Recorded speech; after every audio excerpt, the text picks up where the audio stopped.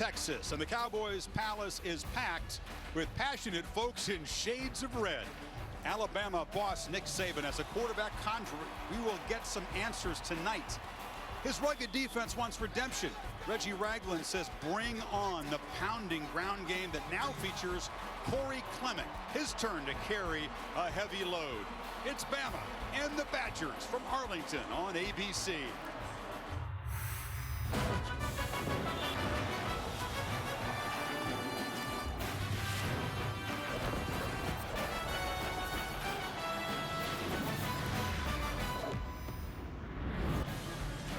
Happy Labor Day weekend and welcome to Saturday Night Football on ABC, presented by Wells Fargo. One of the ideal settings for football, AT&T Stadium, and a Big Ten SEC collision, Wisconsin and Alabama. And welcome to a 10th season of Saturday Night Football on ABC. Delighted to have you with us, Chris Fowler and Kirk Herbstreit. Kirk, to begin where we finished last year, and they're going to have a semifinal game for the playoff this New Year's Eve. And you got a couple of teams that have playoff aspirations. At Bama, it's playoff expectations. But two teams that are predicted to have double-digit win seasons, but two teams that have motivation, Kirk, for this year because they got some scars left by the same team, Ohio State, at the end of last year. Yeah, and I think both these teams are looking at this as an opportunity to really see where they are. And then when the Big Ten and the SEC get together anytime, postseason, preseason, there's always more at stake than just trying to win the game. They want to represent their conference as well. Take us through how Alabama's going to look different on offense. They have some different faces, so they made changes out of necessity, really. Well, everybody talked last year about Lane Kiffin taking over this offense, and Blake Sims kind of burst onto the scene. So you lose 90% of the passing attack because of Blake Sims moving on. But it's not just the quarterback quandary that Alabama's trying to figure out. How about the receivers? Their top three, led by Amari Cooper. So nearly 80% of the receiving yards are no longer here. So you need some new receivers to step up, and even in the backfield with TJ Yeldon leading the way and Blake Sims making plays with his feet. This is a team right now that we're going to find out where they are. Now, Jake Coker is going to get the start, number 14, the senior who transferred over from Florida State. But Cooper Bateman had a great camp down in Tuscaloosa. Coaches feel he's more athletic, similar to Blake Sims as far as creating, especially on 3rd and 4th down. So he's going to get an opportunity. But as we sit here right now, honestly, Lane Kiffin and Nick Saban have no idea who their quarterback is for the season. A lot of that will be determined on how they play tonight. They do think they got a great defense, and they're going to square off and focus on Corey Clement, who's got to fill the huge shoes of Melvin Gordon. Well, when you think of Wisconsin Badgers, you think of great running backs. You and I had a chance to visit with Corey here at their walkthrough, and I don't know if I've ever seen a running back more excited to play an Alabama defense than Corey Clement. Remember, not just Alabama, they always have a great defense. Nick Saban feels this might be one of his more physical front sevens that he's ever had in Tuscaloosa. The other thing is Wisconsin's breaking in 3 new offensive linemen, taking the very first snaps tonight against that defense. So Corey and the Badgers will have to play their best. It's the head coaching debut of Wisconsin for favorite son Paul Chryst. Now, he called the plays for Russell Wilson and those successful Wisconsin offenses. Got his hands full tonight against that Alabama defense. This ideal setting for college football on the opening Saturday night of the season. Alabama and Wisconsin coming up live from Arlington, Texas.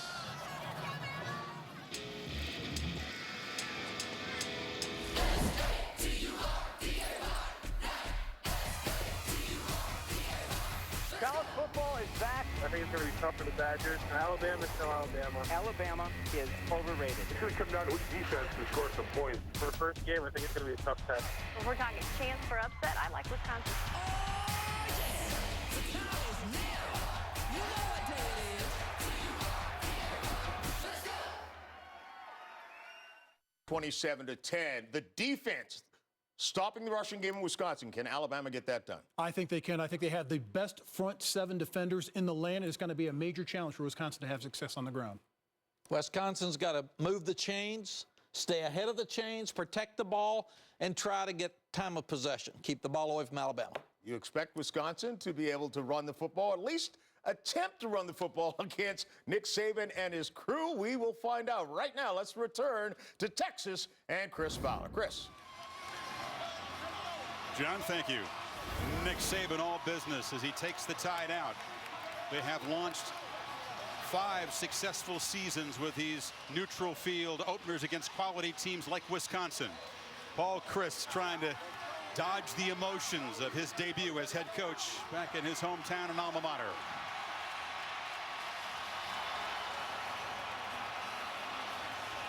This has been the Nissan pregame rush. Kickoff from Arlington is next. And now we'll look inside Nissan's Heisman House.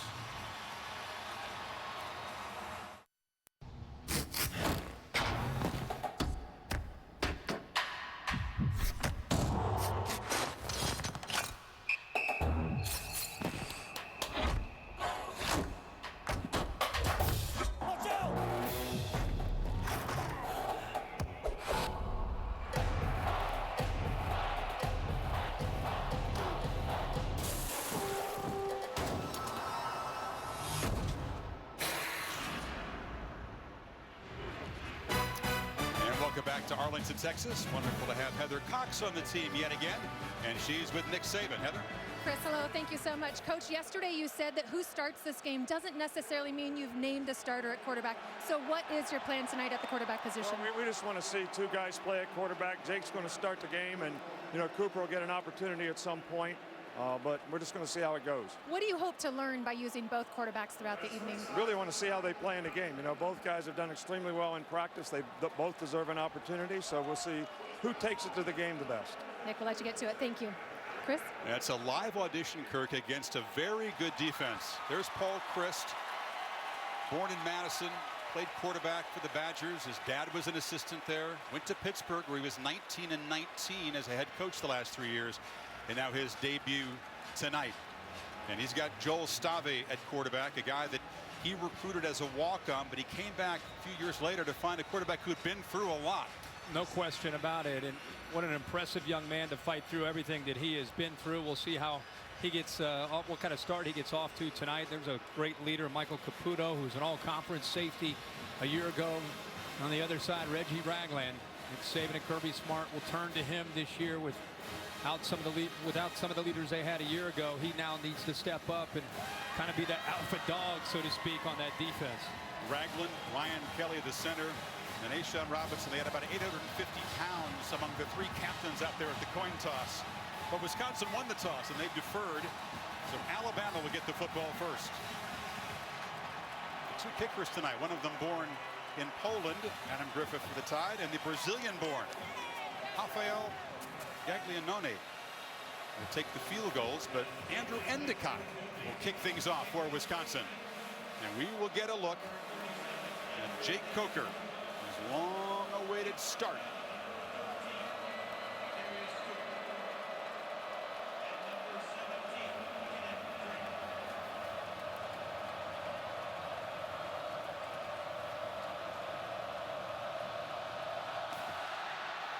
This is Kenyon Drake for the Tide at the 4. Good coverage, and the Badgers pin him back inside the 20. Coker was beaten out at Florida State by Jameis Winston. He was beaten out last year at Alabama by Blake Sims. He is the starter, but it doesn't seem like the job is that firmly his, if you listen to Saban. Yeah, Nick Saban has told us, along with Lane Kiffin throughout this month, that it's been a close battle. Both have done some good things. Both have left them a little bit questioning maybe if they're the answer, and because of that, let's see how they perform in front of 70 or 80,000 people and millions of people at home watching. This is the spotlight, the stage. You want to see how guys perform. No preseason in college football. You hope to sort this out against a lesser opponent, a less confusing defense. Drake in motion. They hand it off to Derrick Henry, and the big fella bangs straight ahead. Let's take a look at tonight's Chick-fil-A impact players when Alabama has the football, and I'm going to stay right in that backfield. Derrick Henry against that big offensive line. He's the guy that they're going to just try to test the inside, the interior of Wisconsin's defense. And Kenyon Drake, great to see him back. They'll move him around all over the place. And for Wisconsin, it's the two outside linebackers, Schobert and Beagle.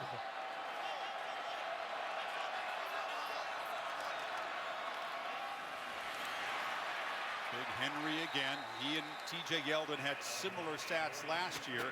And now Henry, who was the #1 running back recruit, high school player in 2012, heavily hyped when he got there. This is his year. 3rd and short. Tide are playing quick. Henry again. Very tough to stop him downhill. First down at the 32. Well, this Alabama offense, there's one thing that they are confident in, and that's running the football. Behind an offensive line, again, much like Wisconsin, they're breaking in some new starters themselves, and because of that, you're going to see Wisconsin really cheat up into the line of scrimmage and see if they can help out against that big, powerful offensive line. Badgers have a man who's in the Alabama backfield and shaken up. The trainers checking him out. That is Michael Caputo, the senior captain, the strong safety, a guy they cannot afford to not have in there. No, he's the leader. Mentioned he was all conference a year ago. Good to see him jogging off. 28th start tonight. The guy who's got a good reputation of playing through pain. He looks like he's got some blood. Cut. Yeah. He's got some blood coming down. Even with the plastic, he's got the shield. Yeah. But Alabama 3 plays, 3 straight runs. Talked about the confidence that they have. Now you start to wonder, okay, Coker after 3 runs, do you mix in a quick throw, something to just kind of get him settled into the game? In the pistol formation, something that Lane Kiffin told us he'll use a lot this year.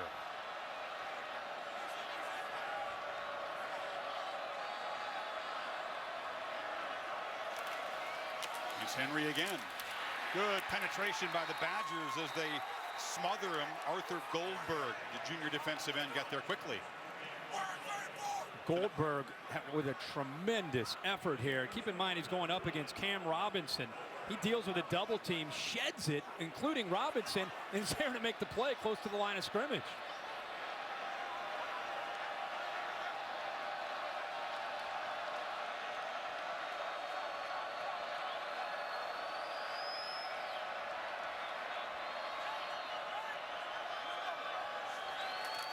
Badgers bring pressure. Coker's first pass attempt as a starter was a completion, but a very short gain as Robert Foster, the sophomore receiver, was hammered by Sojourn Shelton, the corner. Well, Coker with a little bit of confusion there, a little indecisive. He was literally looking over to Lane Kiffin, and a new thing with Alabama this year is they are actually flipping up cards to show the play, and he was looking over at those cards until the last second. You can see Lane, the frustration there because of the miscommunication.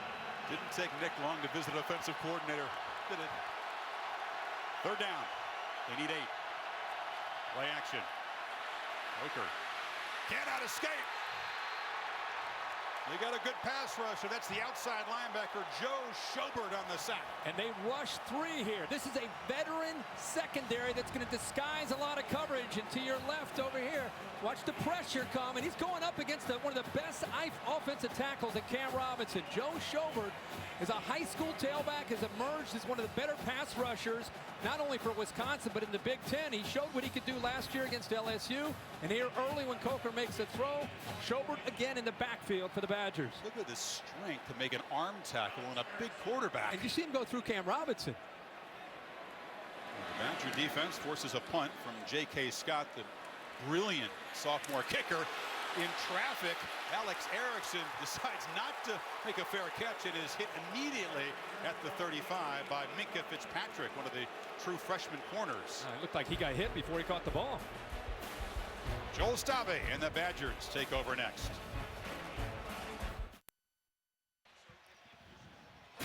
Our aerial coverage provided by Goodyear. Everything Goodyear has learned making tires that go the distance inspires what they roll into yours. Goodyear, more driven, the official aerial provider of Saturday Night Football. So we'll detail a key injury on the Wisconsin defense momentarily as the offense takes over for their first possession of the season. And Joel Stave showing a smile, Kirk. What a difference from a year ago when he was unable to throw a ball and couldn't help his team in that game in Houston against LSU. His 29th start. Corey Clement is deep. You got a couple of fullbacks, and it's Clement. A little crease and a quick burst across the 40. Let's take a look now with Wisconsin with the football and Chick-fil-A impact players for the Badgers. Of course, we know that they want to run the football with Clement. Physical back, can bring a lot to the table, take some of the pressure off the passing game. When they throw, Alex Erickson is a very physical receiver. Made some plays last year, and Jaron Reed is number 90, kind of the leader, the alpha of that defensive line, the talented defensive line for Alabama. Clement again. He and Melvin Gordon set the record for a running back duo last year, more than 3,500 yards. A lot of them were Melvin's. But the offensive line, there are 3 new faces up there. Yeah, Volts in the middle and Merritt's the left tackle are the 2 that have played a lot of football. The other 3 are taking their first snaps tonight as far as meaningful snaps. A freshman, a left guard, Dieter. Again, all these guys talented, but you wonder, how do you respond not only in this environment with the crowd noise, but also going up against a very talented group of defenders. See what that O-line can do on 3rd down. Badgers spread the field. Dare Ogunbowale is the running back to the left of Stavi. Plenty of time, and he flips it short. Ogunbowale makes the catch and has a first down in Alabama territory. He's an excellent, versatile back who just got a scholarship in the spring. And it's the matchup that you like if you're Wisconsin, with a running back up against a linebacker or kind of a nickel back. Here you have Foster in coverage, and just a good job of getting separation. And you could see with Stavi, he's in rhythm there like any quarterback. Looks very poised. He's making his 29th start tonight for this Wisconsin offense.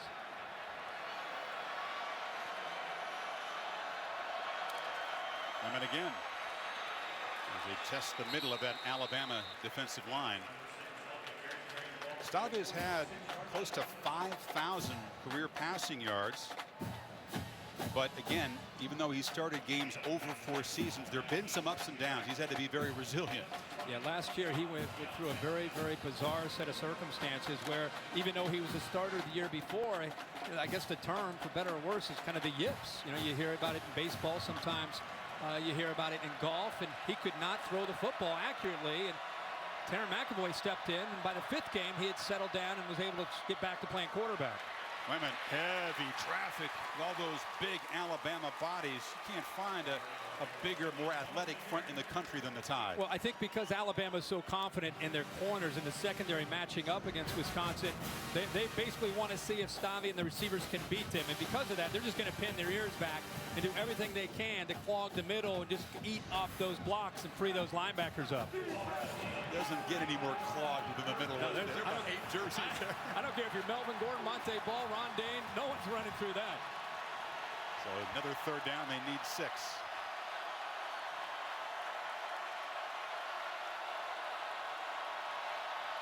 Tide rush 4. Stavi gets it away, delivers high. He's trying to get the ball to Erickson, well covered by Cyrus Jones, who had designs of a pick 6. 4th down. Slow to get his head turned around, and these receivers and tight ends have got to understand, especially on 3rd down, Alabama's going to bring pressure. You've got to get back. The quarterback's going to get back, and that ball is coming out. You've got to hit your point and get your head turned around and be ready for the football. There's not a lot of time for Stavi to sit around and look for another receiver. Ball's coming out fast. Jones is their best corner. He's also their punt returner. You might see him play a little offense tonight. He's been working at receiver in camp. Drew Meyer sit high with backspin, and a fair catch by Jones just inside the 10-yard line. So both defenses off to a good start. Scoreless midway 1st quarter.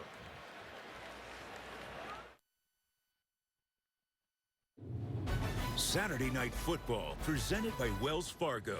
On your phone, online, on the go. Wells Fargo makes it easy to get banking done. Chevrolet, find new roads. And AT&T. DirecTV and AT&T are now one, bringing television and wireless together. Second possession for Alabama with the sack of Coker that ended the first possession. They netted only 4 yards, and now they start at the 10-yard line. See how cautious Lane Kiffin is with Jake Coker at quarterback. He's out there for the 2nd series. We do, of course, expect to see Cooper Bateman, the sophomore from Utah, perhaps as early as the 1st or 2nd quarter. Yeah. Be surprised if we didn't. Henry in the pistol. They fake it to him. Coker on the move, fires to a wide open receiver, and it's Foster who's across the 30 for a first down. So they do trust the quarterback, and he delivers a dart. Yeah, he really wanted to throw the football to his tight end, Howard, but Wisconsin took him away. So give him credit for coming off of Howard and looking to the backside and eventually finding Foster. That time showing patience and eventually finding his guy. Picks up 22 yards. Again, they fake it to Henry in his first down throw. Coker across the middle, has a man wide open. Catch inside Wisconsin territory. That's Richard Mullaney, the senior from California. Well, Michael Caputo out of the game. Wisconsin's defensive scheme in the first possession was all about attacking the line of scrimmage, and the adjustment this second series is to get the ball in the hands of Coker and let him try to attack them through the air. He's going to throw it again. This time flips it off short to Henry. Same play. Can't make a man miss. Heather Cox with an injury update from the Badgers. Yeah, you can tell the Badgers are missing Michael Caputo in their secondary. He is out for the game with a head injury. Actually stood up, went to the wrong huddle. The medical staff immediately took his helmet away. Caputo was frustrated, pleading his case to no avail. Guys, remember this. He was the one when Chris came on campus. He asked every player, who's the most valuable? Who can't you go without? Every player put Caputo in at least one of those categories. He's sorely missed. This is Kenyon Drake with his first carry, and he's dropped for a loss as a flag comes in. Joe Schobert, who's having a big start to this game, was there in a hurry. Boy, Joe Schobert is a tremendous athlete at outside linebacker. Does everything for you. Kind of an offbeat guy, a little quiet. Yeah. Likes to read Harry Potter books. Holding. Number 94, offense. 10-yard penalty. Replay, second down. We got Dakota Ball, the tight end. Let's go back to Caputo because this was a little scary. You know, he got hit, he gets up, and he's patting Cam Robinson. Wisconsin is to the right. He's now in the backfield of the Alabama team. He's lined up in the backfield, and Cam Robinson's kind of pointing to him like, we got a situation here, and the officials recognize it and come in and eventually take him over. So now Dakota Dixon steps in. Not only you lose the experience, but more importantly, as you just heard from Heather, the leadership and what he brings to the table, and it also affected the way Alabama is now attacking Wisconsin through the air. A decisive move on that sideline, though. Caputo is a competitor. He thinks he has a very high threshold for pain. Western PA guy, a captain, desperately wanted to go in there, but this is the right thing to do when your faculties have left you there. Yeah. They declined the penalty, sets up now a 3rd and long. And remember, these defensive ends, Beagle and Schobert, they can get after the quarterback. They'll be coming off the edge. Drake motions out, so an empty backfield. And the Badgers bringing some pressure. Coker gets it away quickly. Foster has some room. Slips a tackle, dives near the marker at the 36. It'll be very close. Yeah, the spot is interesting. The Alabama crowd kind of reacting to the spot. Short. Half a yard short, but Alabama not hesitating. They're already lined up. The quarterback, he's back in the pistol for Derrick Henry. You would expect number 2 to get the football.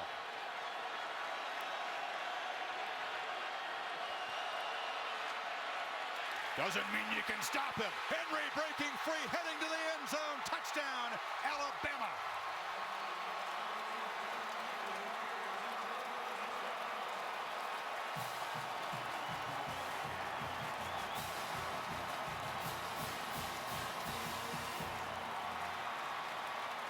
Needed a little, and they got a lot. 37 yards for the new stud in the tied backfield.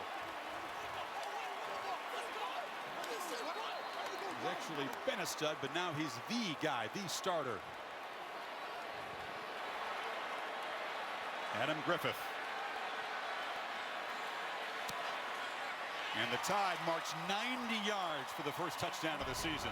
And a different look from Coker, where he's given the keys to the car, so to speak. He gets a chance to open the offense up a little bit, and then on 4th and short, Wisconsin in almost a goal line defense, everybody up close to the line of scrimmage, and if you don't make that tackle right there, that initial arm tackle, there's no one left to slow down the big fella. He takes it all the way to the house for a touchdown.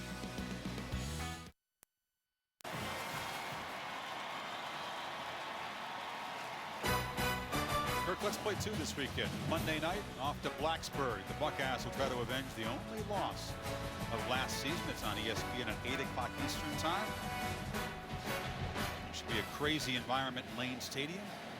Can't wait. Ohio State, another team with some quarterback issues. If you hadn't heard, there's a quarterback situation there in Columbus. But that's more of a little bit of a different situation. We have 2 guys that are pretty experienced and proven. You had 3 until Braxton Miller shifted H-back. That'll be fun. Griffith to kick it off. In the end zone, Latrell Jamerson. Just to work hard just to get back to the 17-yard line. The All-State Saturday Night Football bus has joined us here in Arlington. Our place to check out the games this afternoon. The All-State It's Good sweepstakes for a chance to win $100,000 plus a VIP trip to the All-State Sugar Bowl and the National Championship game. Plus weekly prizes throughout the season. That's where we load up the TVs and sit back and watch some games throughout the afternoon. Some interesting action this afternoon. Wisconsin trying to get a big win for the Big Ten, which is off to a little bit of a rough start. Northwestern got a nice win for the conference this afternoon over Stanford. Some of the other results not so good.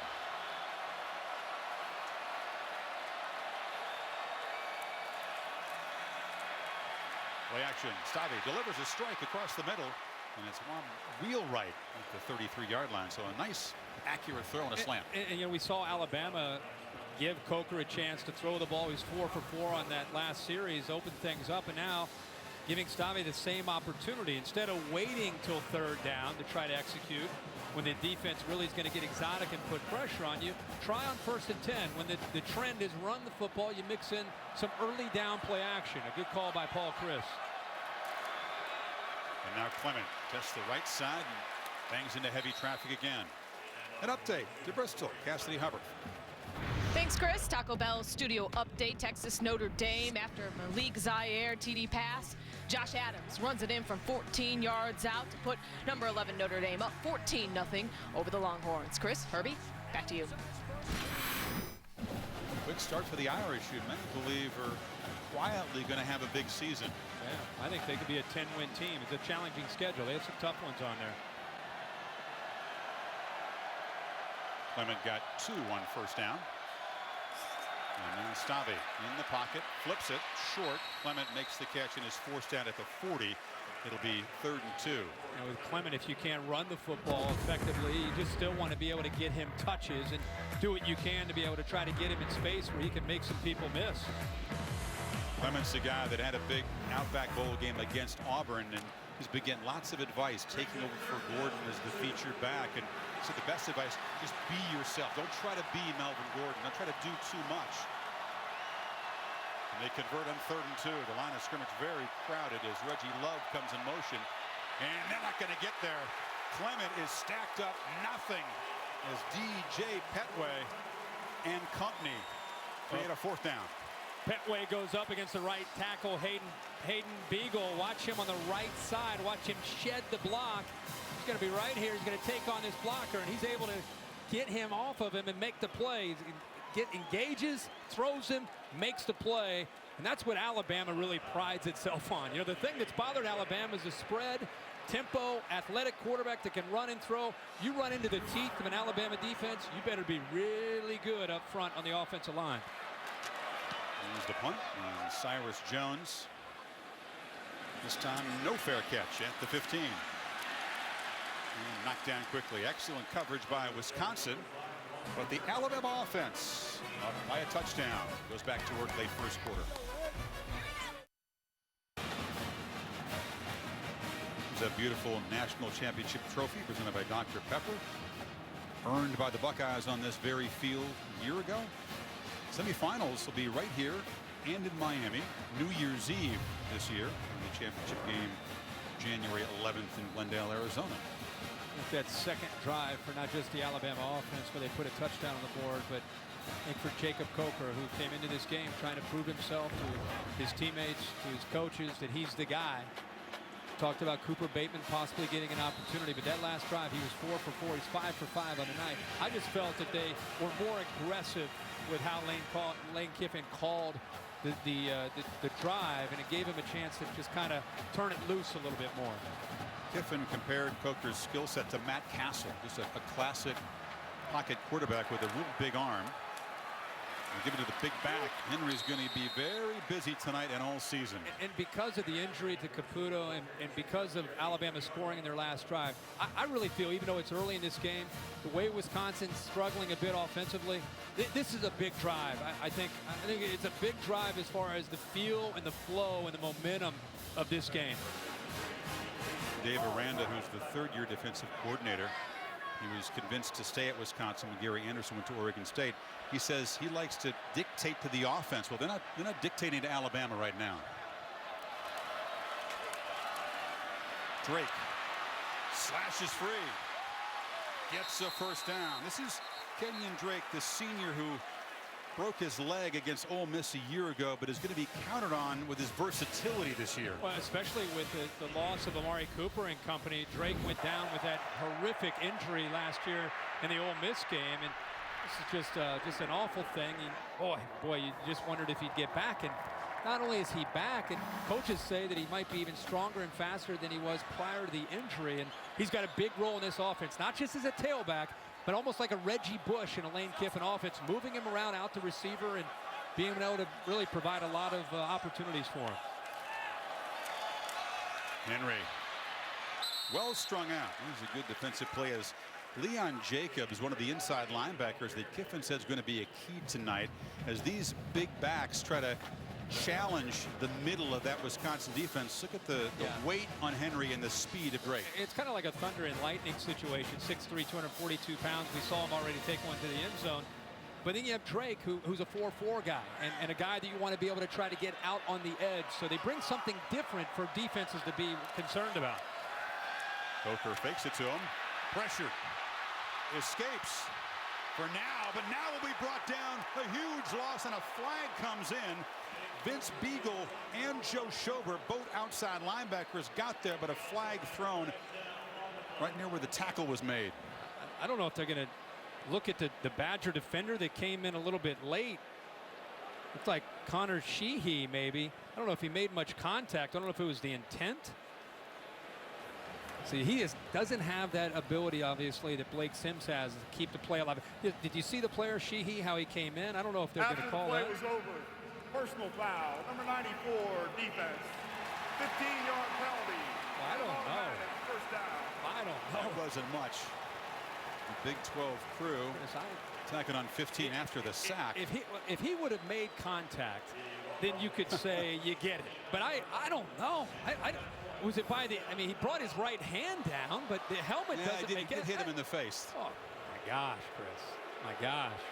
Ooh. Well, they're actually going to go super slow mo. It looks bad. It was a silly thing to do.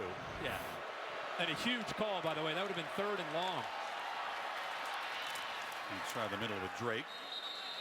But I think a microcosm there of the issue and the challenge that Lane Kiffin and Nick Saban are looking at. Because let's face it, Blake Sims last year, there was only one school that converted in the top 5 in the country on 3rd and 4th down. It was Alabama. And it wasn't just Lane Kiffin's play calling.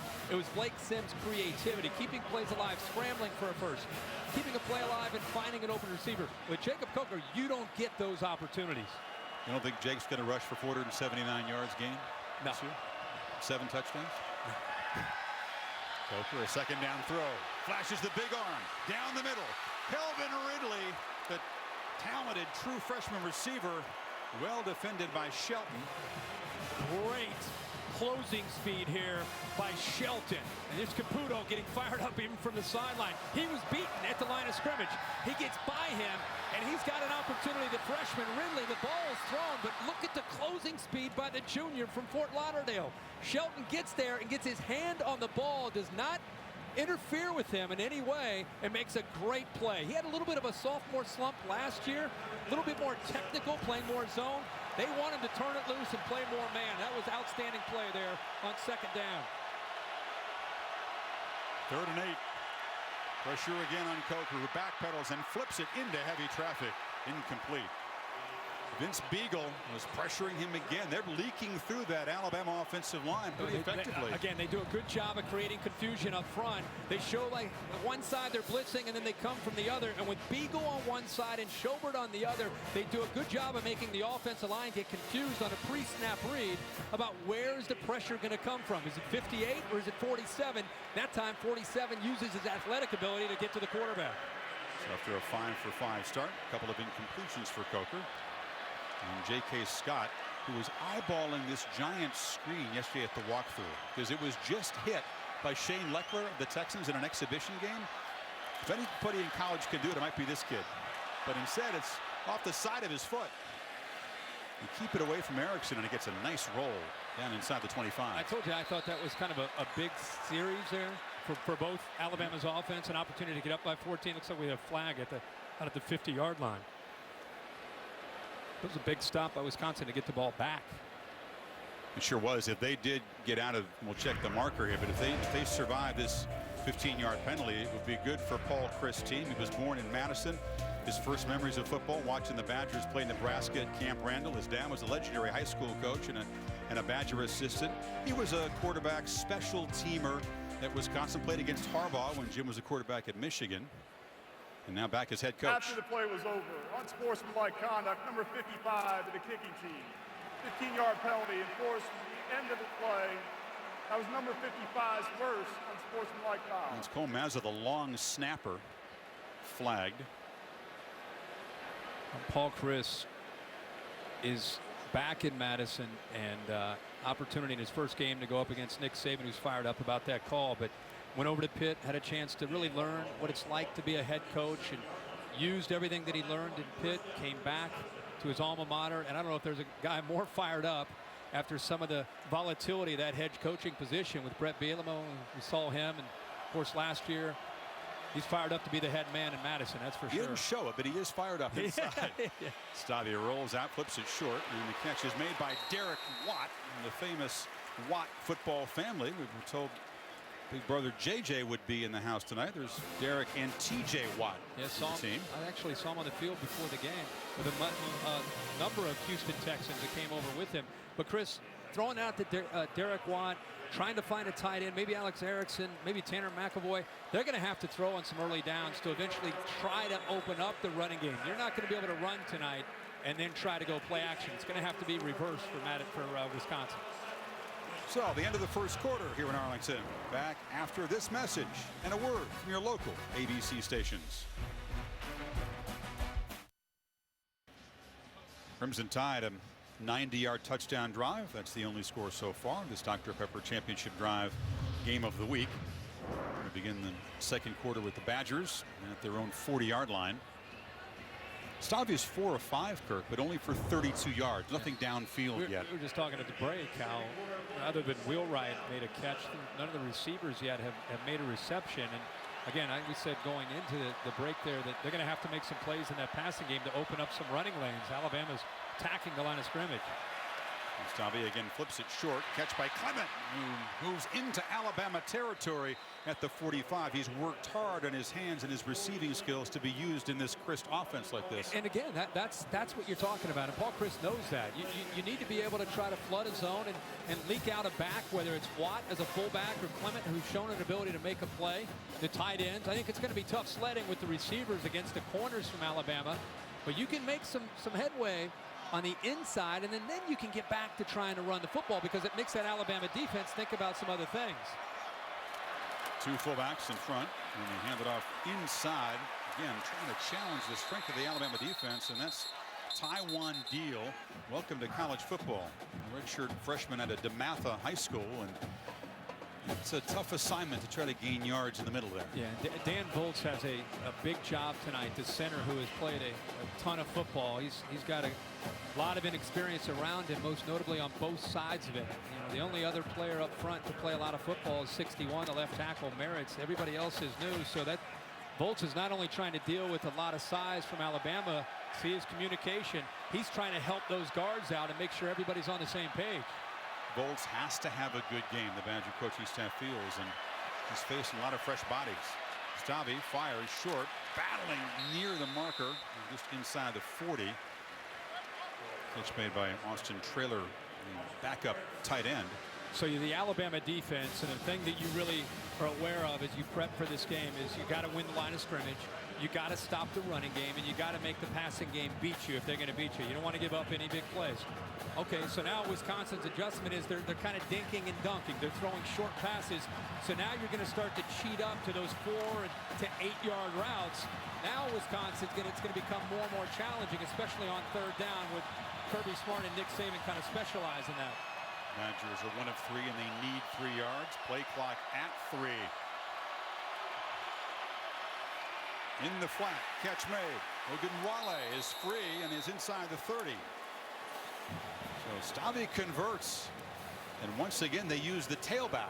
Yeah, and this is a great job of really picking him. Watch Foster right here, who has the back coming out of the backfield. He's going to get caught up right here on like a rub. Wheelwright's running his route. The linebacker gets caught up in it, man-to-man coverage, and it gives him just enough room there to be able to throw the football, to be able to pick up the first down. That is a design play there, and well done by Paul Chris.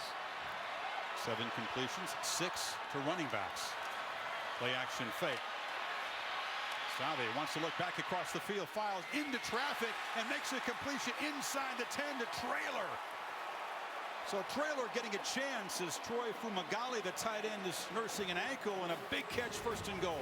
Yeah, he actually wanted to throw the ball here, coming down the sideline. They're trying to get the defense to just kind of get lulled to sleep after the fake there to deal. See right here, he's trying to get the ball thrown, but good coverage here. So instead, he ends up coming off to his tight end, Traylor, who does a good job of not only holding on to the football, but handling the contact. And now Wisconsin inside that 10-yard line. And Clement is back in the game, the lone tailback. He's got it. Reggie Ragland grabs him and wrestles him down. With Ashawn Robinson. I went to a scrimmage a couple weeks ago in Tuscaloosa and watched a goal line package, and Reggie Ragland was right in the middle of it at 6'2", 252 pounds. He is physical. All conference a year ago, kind of the leader. The true freshman running back Damian Harris must have run into Reggie Ragland in that first unit defense 25 times, and Ragland will make you earn it. Tough to run on them inside this area. Instead, they'll try to throw it. Stave flush and just throws it away. 3rd down. This is an area where Wisconsin struggled a year ago, and this is an area that this man right here, Paul Chris, specializes in. This is something he really prides himself in. And boy, when he had Russell Wilson, they'd get inside the red zone. It was almost just lock and load. They're putting points on the board, most often a touchdown. This is something that they know. They don't want to just score. They don't want to just get points. Paul Chris wants touchdowns, because you wonder how many times you're going to get down in this area against Alabama. Man-to-man on the outside. Stave, look left, right, fires middle. Touchdown, late signal. But Alex Erickson, the top receiver from a year ago, went down low to get it. And we have not called his name the entire game. This time, a great effort and a catch by Erickson. He's on the ground, Chris. He's down. It's all hands. I mean, that's a play in the backyard. Go to the goal line, fall down, underthrow it. Does he maintain total control as the ball hits the ground? So, yeah, and if you have possession of the ball can touch the ground as long as you have possession of it. The ruling is the ground helping you to gain possession? Well, Allenek might delay to see if they buzz down from the replay booth, but it's a touchdown. The ground did not look like it was aiding him in making that reception. So Rafael Gaglianone, a Brazilian-born kicker who sent to Chattanooga, Tennessee to play high school football and soccer, knocks it through. Answering drive from the Badgers, who tie it at 7.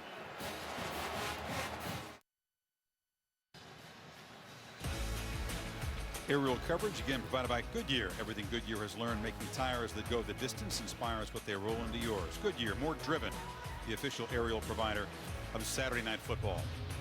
So the unsportsmanlike conduct on the punt moved the ball to the 37. Then Wisconsin goes 63 yards in 9 plays. Stavia to Erickson for the tying touchdown, and a terrific effort because he was tackled basically, Kirk, and Sure still was. managed to make a great catch. Great focus. So a conversation in the break there between Saban and Kiffin. You wonder what was exchanged as the Tide offense goes back to work. Only 71 yards for Bama, and only 15 on the ground so far. You factor in the sacks.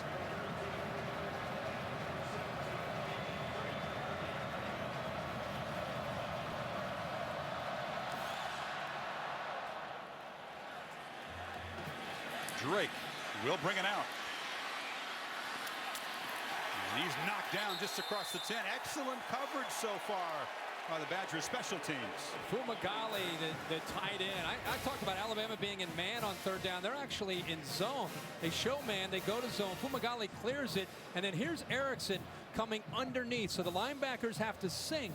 With Fumagalli getting vertical, they sink just enough, but he gets tied up with the freshman Fitzpatrick and goes down. But what I love is Stave on third down experience throws it low, where his receiver has a chance to go down and make a play. He's 6 of 7 on that drive, converted 2 big third downs, and also found 5 different receivers. They kind of spread things out between the backs, tight ends, and also the receiver there, Erickson, on that last throw. All 4 Bama possessions have started with very poor field position, and they're back at their own 12-yard line. Coker a first down throw in the flat as a flag comes down. Drake nowhere to run, and he's wrestled out by Shelton. Offsides on Wisconsin. Mistiming that blitz.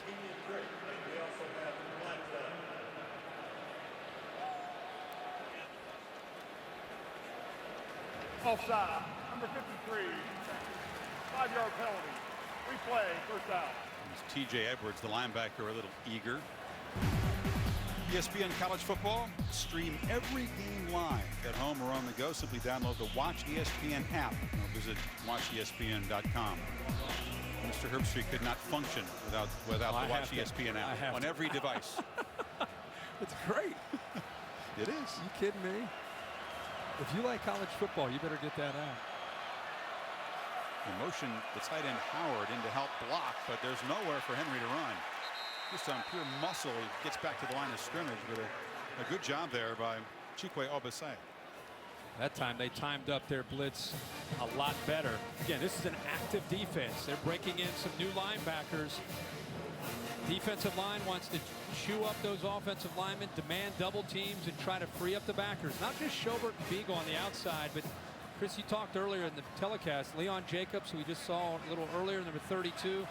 T.J. Edwards, who is offsides, 53, and also Chris Orr, true freshman. They're very, very young in the interior. So far, holding up pretty well. Henry breaks free, muscles for a first down to the 25. Well, one thing that's different, we see it all over the country, but you don't see it in Alabama. Lane Kiffin now has gone to the Cards. Alabama, of all places, would you ever think that you would see them with Cards trying to get their plays in with tempo? What do we got here? The Seattle Supersonics, the old school logo. Oh, wow, the Tasmanian Devil play. Which one are we going to call? I'm excited to see what this one might be.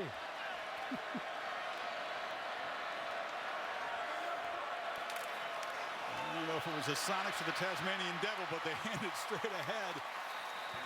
And Henry muscles out to the 39. Nice job at the left side of the offensive line, the double team, and then getting up to the linebacker. And I'll tell you, Derrick Henry, for a man at 242 pounds, you give him a chance to build up his momentum. He has some speed when he gets to that second level. 75 yards already on 9 carries. Coker a first down throw, lobs it to the sideline, and a leaping pass as a flag comes in. Darius Stewart went up for it. That's maybe an offensive pass interference.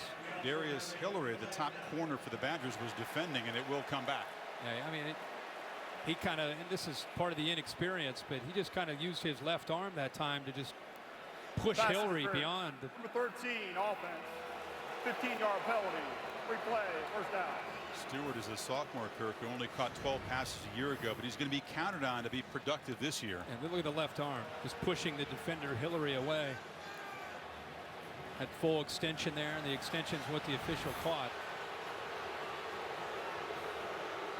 You can tell which folks in red are for Alabama because they're booing loudly now.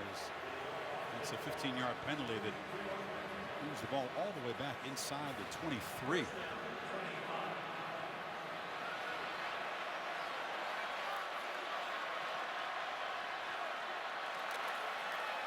Drake, nothing there. Knocked down quickly after a short gain by Goldberg, who's been active, and Edwards, the linebacker, helped. Goldberg probably the most athletic up front. The time he buckled Cam Robinson, the left tackle, got in and got involved in the play. And now you're going to start to see Dave Aranda, the defensive coordinator, substituting different bodies and trying to get a little bit unique and different with his look. Second long, third and long. You're going to try to get pressure and try to give him a different look to try to confuse that offensive line and quarterback. 2nd and 22. Coker looks to throw a screen, lobs it up. Drake has it. Excellent blocking, gets to the edge, crosses the 40. Kenyon Drake breaking free inside the Wisconsin 40. A huge play in the screen game. And a great call here, knowing that they might bring pressure. They brought a corner to Coker's right, but it still is only 4. But Wisconsin late to react, and once 47, Beagle went to the inside. The play loss contained. It freed up Drake to get to the outside and to be able to pick up the first down. There's confusion right now for Wisconsin. Wisconsin's got about 15 guys out there as Alabama snaps and Coker complete across the middle. And there has to be flags because you can't have that many guys out there. They were trying to switch personnel. I think that Leon Jacobs had an injury, and it caused a lot of confusion about who was in and who was out. I was surprised Wisconsin did just call a timeout. Yeah. That was a lot of confusion. I don't think there was a player on the defense that really knew what the call was. Not to Illegal mention substitution. Defense. 12th man did not get off the field before the snap. The penalty is declined. Result of play is a first down. I don't know if you can have more confusion than we just saw there. no. The defense. He was being kind with 12. I think, like you said, it was more like 14 or 15. But they went from 1st and 25 to a couple plays later. They're inside the 30-yard line. It's a 33-yard gain on the screen, and we'll see how often Bama uses tempo. It's not going to be quite like with Blake Sims last year. Kiffin likes to do it, but it's going to be a situational thing with Coker. Yeah, I think it's a feel, and really how the game is going, the score of the game, how the offense is responding. Jake Coker up to this point, a quarter and a half into the game. Please reset the play clock to 25 seconds. The game clock will be reset to 7:36. I think he has to be pretty pleased with himself and the way he has played up to this point. He's 7-9, 102 yards, and more importantly, he hasn't made a lot of mistakes. He doesn't have an interception, and he just feels like he's in command. Keep in mind, there's Cooper Bateman. We think we'll still get a look tonight. Keep in mind, this is the first meaningful action he's really played in his college career tonight as a senior. Absolutely. It was just mop-up duty a year ago, basically. Here's a first down throw. Again, flipped short. This is O.J. Howard, the first catch for the fine tight end, and he shows his after-the-catch skills. A first down near the 17. Well, they're counting on Howard, along with Drake, at least early in the year, to be the difference makers and to be able to try to pick up big gains like that right there. You know, without Amari Cooper, who's going to pick up the slack for all that production that we talked about earlier in this game? And Howard is going to have to be that guy. Because of Amari Cooper last year, Howard really didn't get a lot of looks. He only had 17 catches, but they expect him to be a much bigger part of the offense. Well, it's 6'6", 242 pounds. He's a matchup nightmare for any defense. So on first down, Drake is to the right of Coker. Jake has plenty of time, fires short, complete, caught, touchdown, Foster.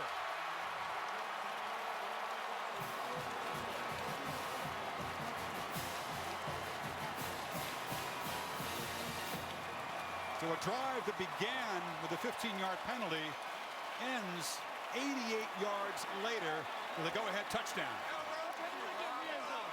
Great drive by Coker and the Alabama offense, and a really well-designed play right there by Lane Kiffin. We'll get another look at it, but it was remarkable the way that play opened up, and Coker does a nice job of, again, showing that patience, letting the play develop. Took some time for Foster to come from the left all the way to the right.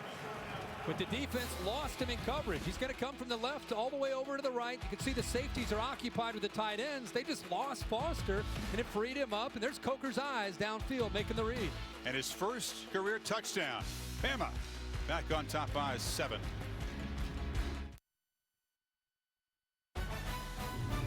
Saturday Night Football presented by Wells Fargo.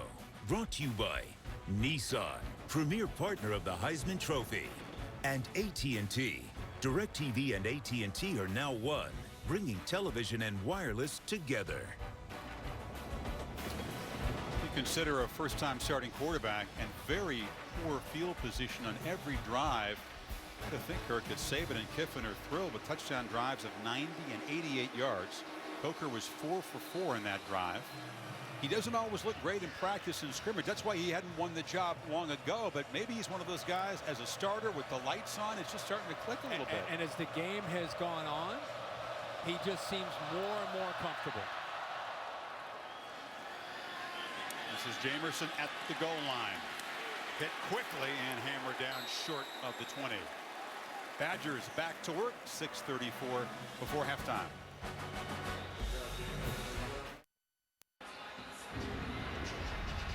Let's take a look at our Pacific Life game summary, and we'll take a look at the two quarterbacks. Joel Stave, 9-11, only 88 yards, but the last time the Badgers had the ball, he made a good throw there on 3rd down to get their only touchdown to Erickson to tie it up. But how about Jake Coker?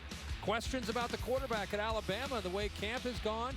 Nick Saban, Lane Kiffin both saying that two quarterbacks, Coker and Bateman, both performing well, but tonight, so far, we've seen Jake Coker, especially the last 2 or 3 series, just settle into this game, and he's making some great decisions, and he and Lane Kiffin appear to be in sync at this point in the football game. At this point, for sure. Badgers could help Stave out by running the ball. They have really struggled there. 17 yards in their 8 rushes, none longer than 5 yards. That was on the first play of the game. Stave flips it short. That's Derek Watt, his second catch out across the 20. And that's really become their passing game. And you might look at that and say, boy, it's not very pretty or sexy. It's not going to get the ball downfield. But you know what? Paul Chryst, smart guy. He's running into a wall when they're running the football on 1st and 10. So if you can get out on the edge and get away from that pressure and dump it off to Watt or dump it off to a back or a tight end and pick up 4, 5, 6 yards, get to 2nd and 4, helps you stay on schedule and gives you a chance.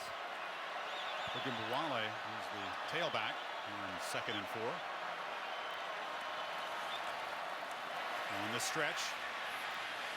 Stutter step, but again, the pursuit's so quick, they get about 1.5 yards. It'll be another 3rd down. Sean Dion Hamilton grabbed him. Well, Sunday Night Baseball. Pirates and the Cardinals, 8 o'clock Eastern time. Baseball tonight gets things going at 7, followed by Pirates Cards tomorrow night. So what is Chryst going to dial up here in 3rd and 3? It's going to roll out action. It's going to be tough to run the football. You're going to have to try some kind of play action and leak one of the backs, the 2 up backs into the flat. Got the freshman deal. They hand it to him. Wow, they got surprise, and the freshman muscles near the marker. I think they got it with the spot. More their power back when they do get into short yardage situations. He brings a little bit more to the table because of his size.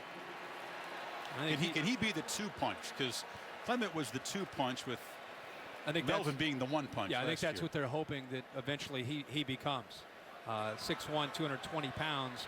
You would think that he is exactly what they need to complement Clement as the year goes on.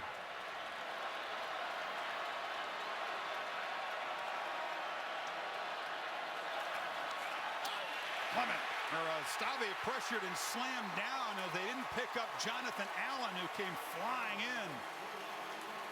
Walker Williams, the right guard, confused. Right here, he steps inside, and the pressure shoots right through that gap. Little miscommunication. This is what happens when you start 3 new offensive linemen, and that's why every single down, Volt's in the middle trying to make sure all 5 guys are on the same page. That time, they committed to the left. There's probably a lucky call. They're coming to the left, and then Alabama shot right through the gap between the right guard and the right tackle. First sack of the night sets up 2nd and 17. Stave Looping throw into traffic. Nice catch made. Erickson, who caught the touchdown earlier, collects a very different kind of throw here. And I think they confused Stabby. I think he was expecting man-to-man, and he might have gotten away with when he went right over the top of Humphrey. I think he thought he was going to be up, and he went over top of him. Peavy was down on the shorter route, number 11. Humphrey came off Peavy. He sank in coverage, and he might have missed that ball by an inch. Beautiful throw. No, it was right on the money, but I think he thought the corner would stay up on that receiver in the flat, but he got the ball in. Wale, as a flag comes flying out of the defensive secondary. Tackle made at the 46. We'll sort things out and go down to the Bear. The Affleck trivia question, the season debut. Is he going to give us a break early? Or are we going to start tough? We'll give you a little bit of a break tonight. And now it's time for tonight's Affleck trivia question. Nick Saban has beaten Wisconsin once as a college head coach. Name each team's leading rusher in that game. Well, it was at Michigan State. Yeah. Obviously. Yeah. Bama Cedric Irvin. Boom. I got that one. All right. Let's see. Who else would it be? This penalty, by the way, is a hold. So it marches the Badgers back to the 36. How about Not an offense that can afford major penalties too often. I'm still stuck on the Bears. How about, was at LSU, did he play Wisconsin? In a bowl game, maybe? You think he tricked it? I'm going Cedric Irvin on one of them. I'm focusing on the play. Yeah, here. I know. Yeah, me too. I'm with you. Bears trying to throw his curveball. I know. Exactly.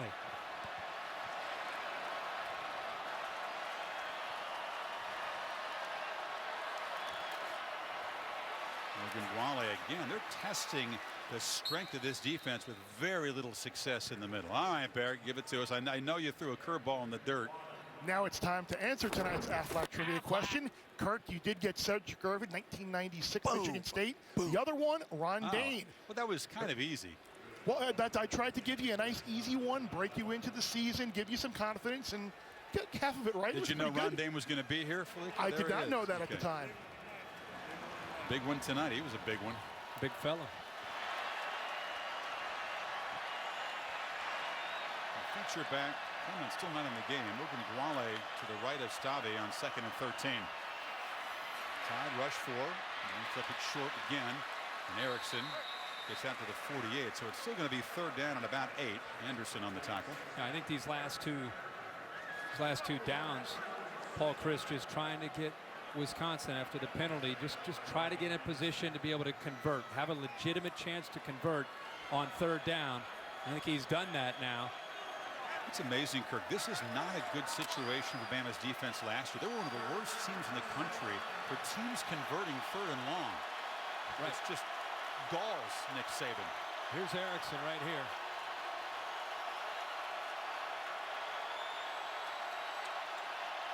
They clock at 3. You look right that direction. Erickson does make the catch, does not make the 1st down because Eddie Jackson, the safety, was all over him at the 49. 4th and 3. Eddie Jackson moves from corner to safety along with Geno Mateus-Smith, and it really gives Alabama a lot more flexibility, especially on 3rd down. You've got corners essentially with corner background playing safety, where you can play a lot more man-to-man with those safeties. Clock is running. You'd figure that on 4th and 3, Wisconsin's going to punt it. They still have the offense on the field. They're just working that clock. But Saban choosing not to take a timeout. And Chryst is going to let this thing run down. Let's see if they try to take the delay of game. No, they will spend a timeout.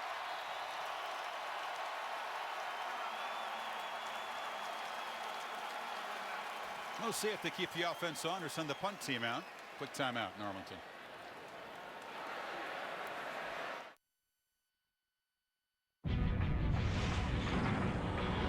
ESPN, home of the college football playoff.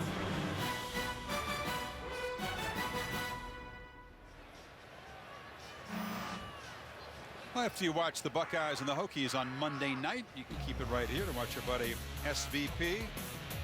The premiere of his nightly Sports Center show at midnight, beginning Monday on ESPN.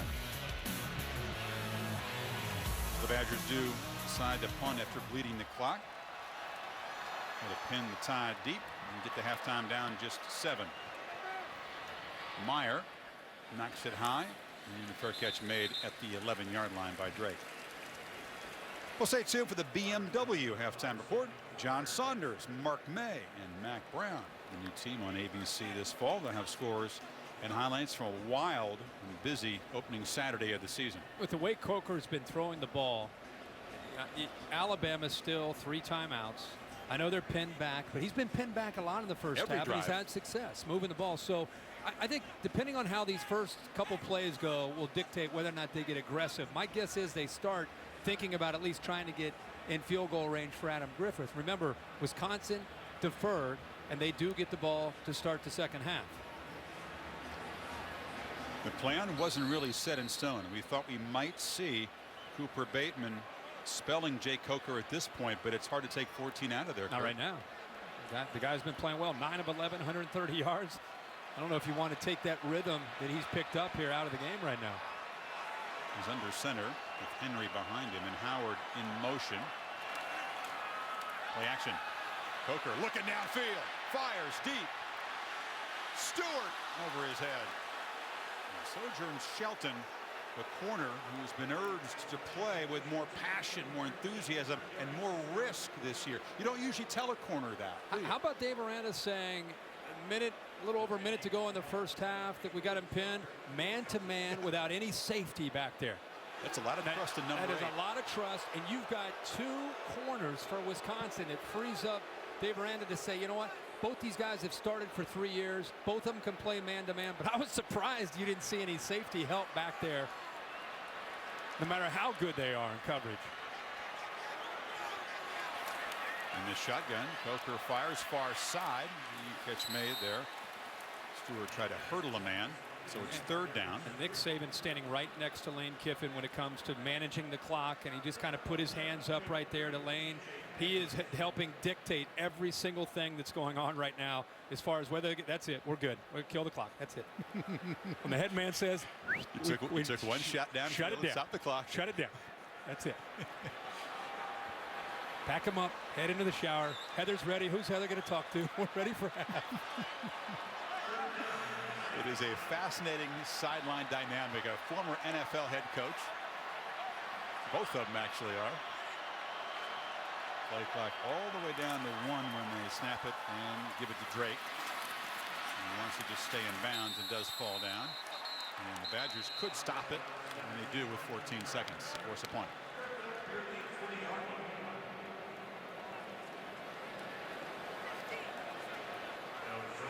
There was a polite interaction between those two. It gets a little testy sometimes. The competitive spirit, right? They both have it. But guess who wins that one? Every time. There's a first 3 and out for either team. You know, last time we were here, Kirk, Ohio State, Oregon playing at a frenetic tempo. So far tonight, Badgers have run 28 plays. Bama's run 30. NFL style. Right. Slow ball. Scott, not a good kick. Oh, you know, he's as good as he was last year. He's not had a great camp. I mean, when I'm saying not a great camp, I don't mean 1 or 2 days. He's had I don't know if he's got something going on in his mind. He couldn't have punted any better a year ago. A bad August, and it continues now in the opener. Yeah. You could see his He could have won the guy as a face. freshman. It was that 48 yards a punt last year. This has been going on throughout camp. He knew right away. And we talked about the yips a little bit with Stavi and how he had to overcome that. You wonder when it comes to kicking and punting sometimes how they have to deal with that. Well, Badgers got 9 seconds to work with. They don't have too far to go to get in Calianone's field goal range. They've got the 1 timeout. Stavi takes a shot downfield, leaping catch by Erickson at the 15. They'll spend their last timeout with 3 seconds to go and perhaps steal 3 points before halftime after the shank. Well, this is a great ball, and look to the right how 86 gets right in behind coverage. He snuck right in there behind him, behind the coverage, and a perfectly thrown ball where his most trusted receiver Erickson can go up and make the play. Maurice Smith dropped back, but he just didn't quite get deep enough. Stave showing the arm strength, Chris, but also does a good job showing the touch to get. You got to throw that ball with a little bit of velocity, but also some touch, and he made that nice throw. Erickson's had 5 catches in the first half, and if you think about Joel Stave a year ago when they were playing LSU down in Houston and he was going through those yips and couldn't throw a ball from me to you, some very nice throws so far. Yeah, I think that's really behind him, and, I really believe that Paul Chryst coming in has helped him just put all that behind him and move forward. This is a bonus opportunity for Wisconsin. Rafael Gaglianone from Brazil from 34.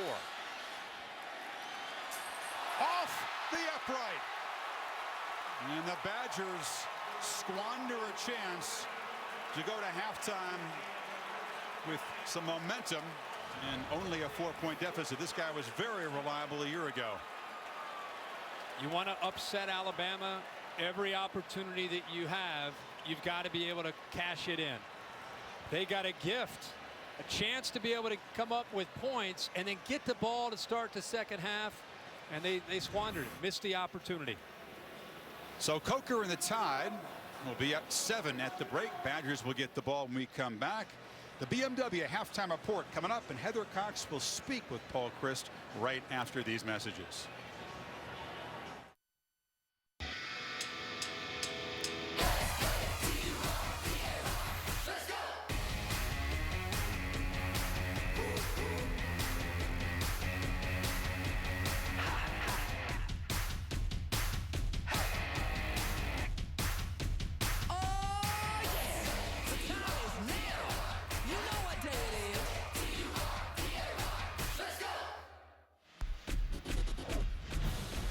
A Bay City Rollers remake there.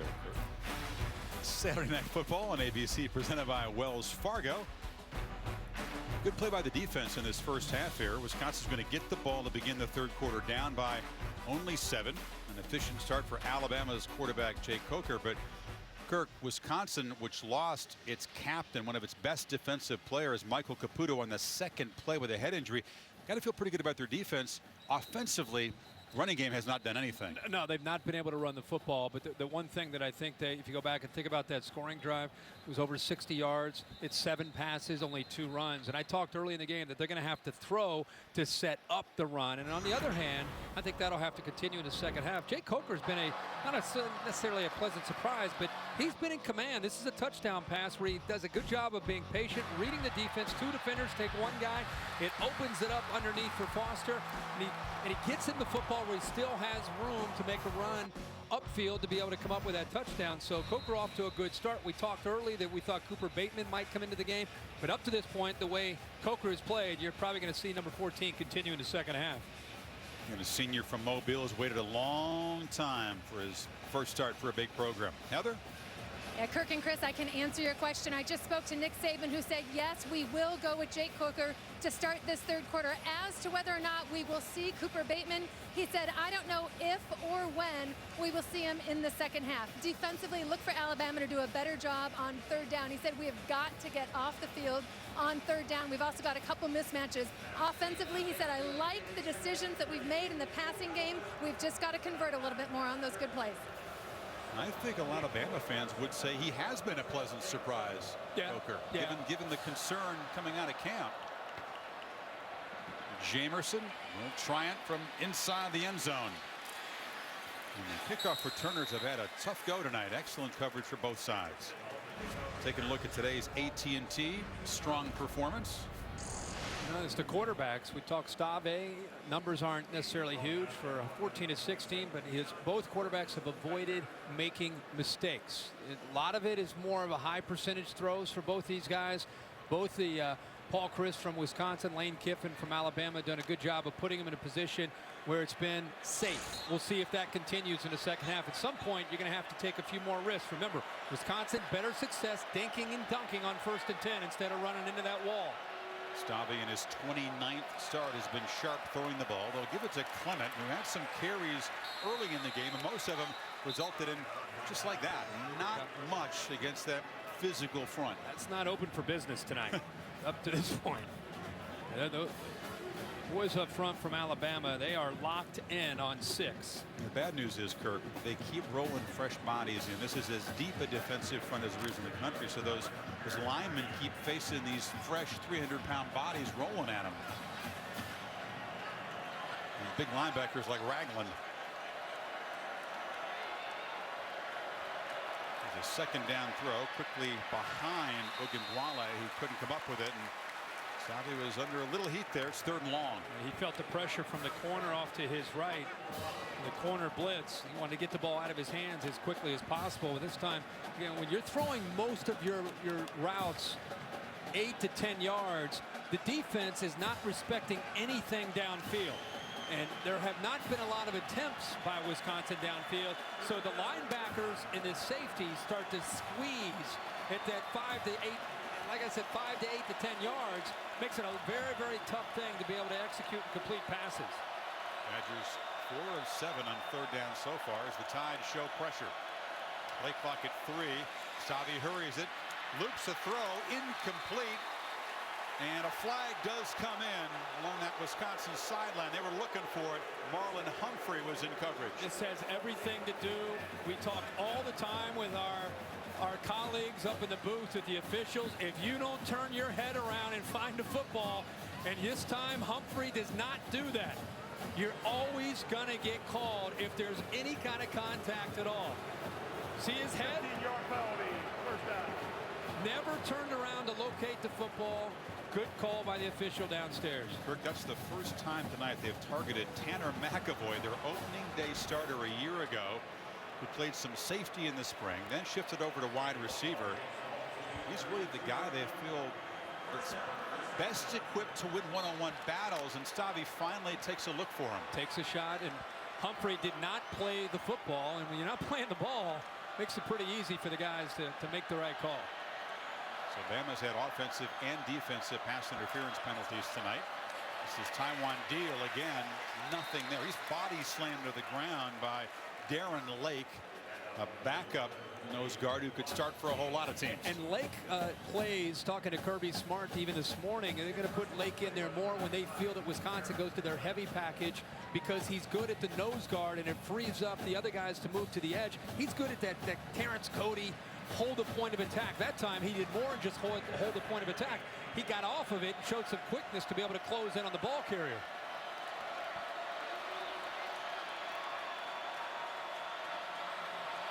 Stavy on 2nd and 8. Feels the pressure again and goes down. The Tide converging there. Jaron Reed and Jonathan Allen, 2 defensive ends. But if you look at this initially, it looks like the pressure is coming from here. But in fact, he drops and the pressure comes from here. And it caught Stavy. Also, it catches the offensive line by surprise. So a little bit of a zone pressure there.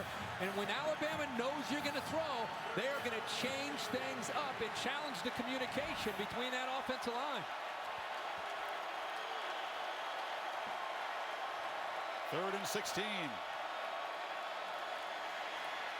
Screen. Ogunbowale hit for a loss as Reuben Foster was all over him. And the Badger offense goes backwards after the penalty. Reuben Foster is out there because of his athletic ability and the way he can play in space. It's an area that Alabama is really focused on getting better with the linebackers, being able to make reads like this and then get right through the blocks and be able to close in on the receiver. Great job of recognition, and then the speed to accelerate in the open field by the Bama linebacker Foster. Serious explosiveness by the junior from Auburn to get the ball carry. A very low punt may have been deflected, bouncing around, and the Badgers avoid a disaster and down it at the 43. Let's see if that did get deflected.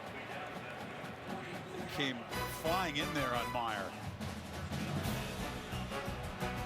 Buckeyes and the Hokies, the Bedlam of Lane Stadium over on ESPN. 8 o'clock on Labor Day night. We invite you to join us there. I think he felt the pressure and he stopped following through. I don't know if anybody actually touched the football. Watch his right leg as it comes through. He's feeling it. He just kind of stops it. Should have kept that leg up and fallen down. It was just a sculled 2-iron there. It wasn't touched at all. They got a pretty good roll out of it, though. Bama finally has good field position, and Coker immediately looks downfield, loops the ball, and incomplete. So they've taken a couple of deep shots, but they haven't been able to convert. Ardarius Stewart was out there, and again, Shelton in coverage. Interesting call by Lane Kiffin. First play, they go right after Dakota Dixon, who is in there for the leader, Caputo. He's out there in coverage by himself. Alabama feels the favorite throw that Coker has, like a lot of big, strong-arm quarterbacks, is throw it as high and as deep as you can and let the receiver run underneath it. That time, he may have let go of that one a little bit late, and he underthrew it, but he was open. Henry. A burst up the middle. Derrick Henry. His second touchdown tonight.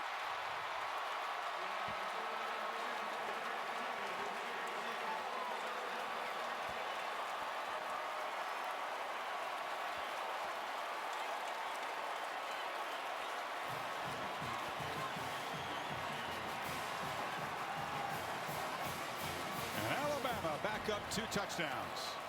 By the action, watch the linebackers right here hesitate with the action, and then he's just going to follow the right guard around to be able to pick up a big block. The safeties, the linebackers hesitate just a little bit, and it's a missed tackle by the undersized safety, Musso, and off to the races goes the big fella.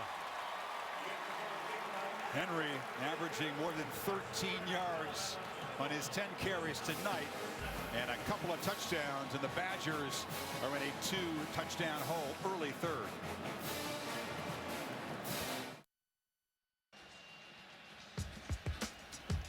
Aerial coverage brought to you by Goodyear. Everything Goodyear has learned making tires that go the distance inspires what they roll into yours. Goodyear, more driven.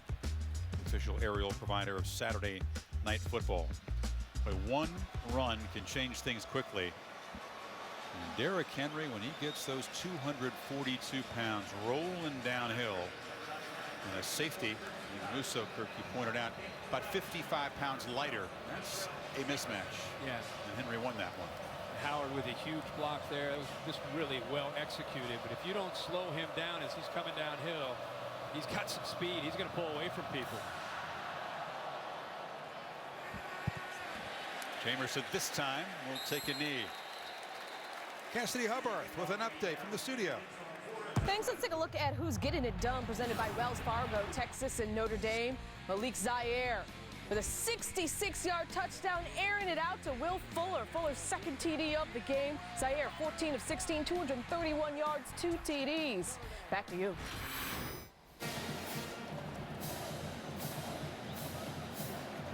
Irish are getting it done fast and furious, scoring against the Longhorns team that is struggling on offense tonight. So the Badgers find themselves down 2 touchdowns for the first time.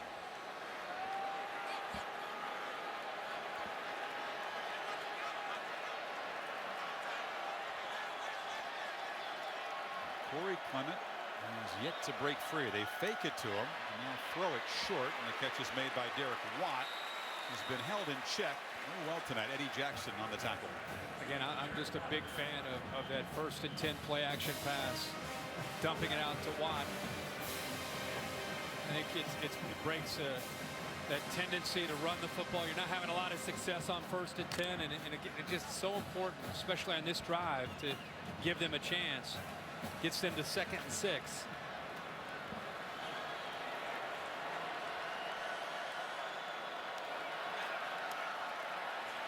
Stavi, ball knocked down, deflected at the line of scrimmage. He was looking for Erickson, and the deflection made by big Dalvin Tomlinson. Now they have 17 yards rushing right now, so it's no wonder. Look at that push that they're getting. When you can't get there, that's what Kirby Smart and Nick Saban want to see. How do you impact a quarterback? Knocking the ball down, getting him off his point. Anything you can do to try to just have an impact on that passing game. And that time, the big fella gets in there, Tomlinson, and knocks that ball down, set up this big 3rd down. Yeah, they need 6, or else Bama's going to get the football back. Low snap. Stavi scrambling off the hands of Erickson, but that was messed up from the start. And here comes the Badger punt. There's that blitz package from Alabama. They show pressure from one side. Sometimes they come, sometimes they drop. That time they dropped. And I think, again, they're affecting the offensive line. See, the blitz looks like it's coming from the right. It ends up, actually, the twist comes from the left. Play never had a chance, but with Volts to center, he's thinking about trying to get the call right. By the time he snaps the ball, it's a bad snap, and the movement, when they get you to third down, has a bigger impact on not just the play itself. Here's the punt. Taken. And Cyrus Jones, a nice return, and the Tide is going to start in Wisconsin territory. Leading by 14.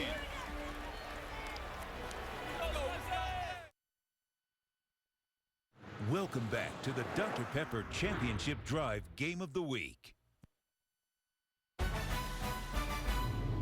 Saturday Night Football presented by Wells Fargo. Brought to you by Ford. We go further so you can. Chick-fil-A. We didn't invent the chicken, just the chicken sandwich.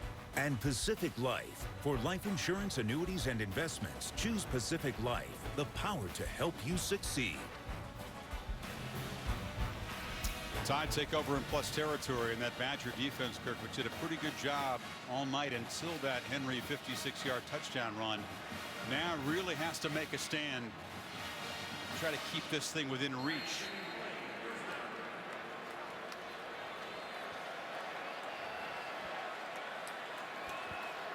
It's Drake coming in motion. Coker fakes it to him and now fires, and another catch along the sidelines. A flag comes out as Mullaney collected it near the 30. They're signaling against Wisconsin. So they'll take the play. Offside, number 47, defense. The penalty is declined. The play resulted in the first down. So Vince Beagle got in there too early. It's a different offense without Blake Sims. You're going to see the motion come here. Here's your receiver where he shows like he's going to block, and then he just slips down. It's another way that Lane Kiffin wants to try to exploit this defense. Show and block, gets behind the coverage, and a nice little bubble there. It's, again, mixing in the power running game with this passing attack. Coker again looking downfield. Not a runner, but has plenty of room and takes off and dives for a first down at the 21. First time he's run the football tonight. He shows some athletic ability. Watch the running back, Derrick Henry. Boom! Right there. He takes on that blitzing linebacker, and that's what gave him enough time. And then Henry doesn't give up on the play from T.J. Edwards. The running back's bigger than the linebacker in that case. Pads pop in there. Now Henry hammers forward again for a nice first down. You know what's great about that is Derrick Henry is going to get most of his attention from the media and from us about running the football. You know, you score touchdowns and you pull away from people. That's what people talk about. It's another, there's that block by Howard, frees him up, and there's the speed for the big guy. But he also willing to get involved in pass protection, really just becoming a complete back, which is what they need. Numerous flags before the snap. False start, number 94, offense. 5-yard penalty, second down. Put a ball to the tight end. Now, if you can't block the blitz, you're not going to be trusted to be an every down back. No, but Henry's complete. You know, a lot of times, guys, in today's day and age, they're so successful as runners that they don't always pay attention to that aspect of the game. Pass pro are willing to be unselfish, and Henry is that kind of guy. He wants to be involved in everything. I don't think he minds contact, however it happens. No, it's not so much contact, it's the mindset of knowing who's blitzing. That time, Alabama moved the left tackle, Cam Robinson. So back-to-back false starts, pushing the Tide back after they'd gotten out of the 21.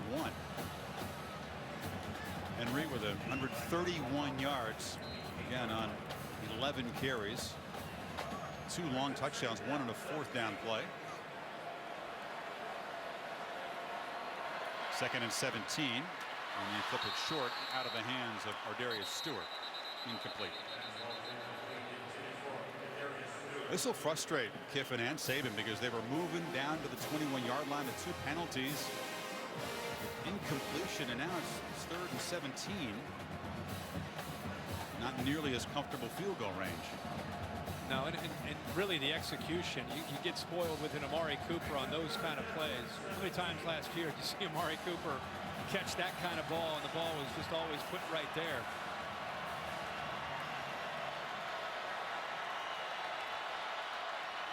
Drake, a 3rd down run. A flag comes in again in the holding zone as Shelton brings down the ball carrier. Tide are killing themselves here. It's a holding call, a 3rd penalty in the last few plays. Holding, number 71, offense. 10-yard penalty. It's 3rd down. Ross Pierce-Baker, one of the new starters on that offensive line, a freshman from Iowa. Actually, Pierce-Baker and Taylor, Jackson, 3 guys up front, holding their own. It's been a pretty physical battle. When these two teams play anybody, it's usually a pretty physical battle in the trenches, especially when they go head-to-head against each other. Oh, 3 penalties now. They're down to 21. Now they're back to the 38. They need 27 yards on this 3rd down. Henry and Drake both in the game. And now they motion Drake. Coker flips it short to Henry. He has some blocking. And he'll be knocked down way short of the marker. Almost like who wants to hit him? When he's running full speed, it's like who dares to step in front of him? It's like the big guy. I always say those big backs are like the big guy in 8th grade out on recess. He's running free, and somebody's got to jump on his back. They did get back into field goal range there. They did. Adam Griffith, subject of a terrific story on College Game Day by Jim Wojciechowski this morning. We urge you to seek it out on Twitter. He is a true survivor. Born in Poland, lived in an orphanage, and then adopted by Michelle and Tom Griffith in Alabama. From 44. Yeah, Adam hooked that one and was very reliable for most of last season, so disappointment there, but perspective, no doubt, given what Griffith has been through. So the Tide still up by 14 midway third.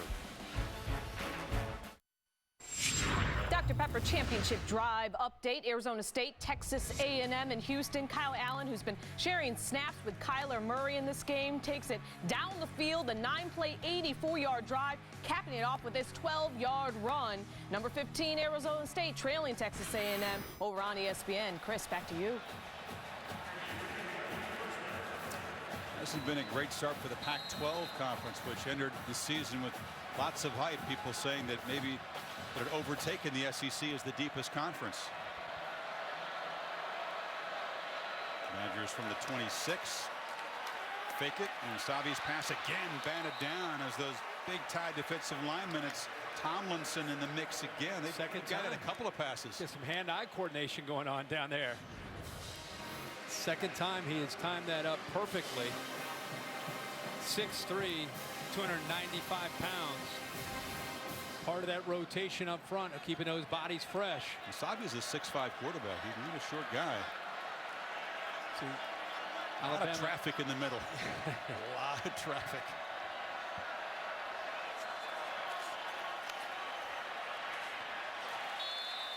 On the Alabama sidelines, Kurt, Cooper Bateman, the sophomore, Utah is warming up. We thought we'd see him. He brings a different skill set, a little more mobile. He's actually the holder. And our kicker in the booth, our spotter Mike Buff, going crazy because he thinks that Bateman didn't spin the laces away from Griffin. He's putting that on the holder, that last miss. I think Blackie's pretty accurate, but Cooper Bateman may get a chance to go out there and take some snaps as a quarterback for the first time in his career at Alabama. He's been a very reliable holder, but he's waited to play quarterback, and we'll see if he gets a chance. Remember, Volts, the center, trying to communicate. Where's the blitz coming from? Everybody be on the same page. Erickson had it off his hands. Well defended there by the true freshman Fitzpatrick. 4th down. Minkah Fitzpatrick, New Jersey's top prep player, one of the top DB recruits in the country. He's just gotten the attention of all the vets in camp. He's going to be a star. Well, he's the next great one. I mean, they have had some great corners and safeties over the years. And watching him play even in camp, I went to one of their scrimmages, and he was probably the guy that stood out the most to me. Had some funky punts and some missed kicks tonight. Meyer gets a pretty good punt, and there's excellent coverage as Cyrus Jones is spun down at the 33. This week on ESPN's Sunday Night Baseball, National League playoff race heats up. Pirates face the Cardinals. You talk baseball, Kirk. You love the pennant races. Well, I'm a National League Central guy, being a Reds fan, but baseball season ended for me around the middle of May. So it's been a long summer for me as a Red Legs fan. You want to talk about being a Rockies fan? And before May, I think. They can hit the ball, right? Just can't pitch. They got part of it down. Well, Coker's still going to go in at quarterback, so we'll wonder if Bateman was just being optimistic in warming up. We'll see him. Well, Coker hasn't the done intent was to play two quarterbacks. Yeah, but Coker really hasn't done anything to make you say, well, they got to give the other guy a shot. But at some point, it wouldn't surprise me to see him get out there. That's a little pop pass, and this is Drake. Breaks a tackle, gets the edge, and you can see the explosive skills of Kenyon Drake. He's going to be marked out at the 47. Watch 74, the left tackle, get out front and lead this. You're going to see a great look at it right there. He's 10, 15 yards downfield, and that's a different feel when Drake gets the football. I mean, we got to go back and look at that. I'm telling you. Oh, man. It's a road grader. He was 20 yards downfield. Orlando Pace style. That's what it reminded me of. Yeah. Well, he's going to be playing on Sundays for a long time. Cam Robinson, just a sophomore, but a freak, just born to play left tackle, right? First down as the Tide try to choose some clock and build the lead. Play clock was at 1 when they snapped it, and Drake is going to be stopped for a loss as a flag comes in. Coker's pleading his case. Well, we're just about to brag about Cam Robinson, and he actually grabbed a Wisconsin defender around the neck that time. It is holding. Well, we praise the big fella. You got to call their name when they called for holding too. Holding, number 74, offense. 10-yard penalty. Replay, first down. Maybe he was winded from going 20, 25 yards downfield. Is that a new thing? We put their face and name up there for a penalty? Jack, he's right here. Looks like Sitchy gets inside of him. He just grabbed a hold of him.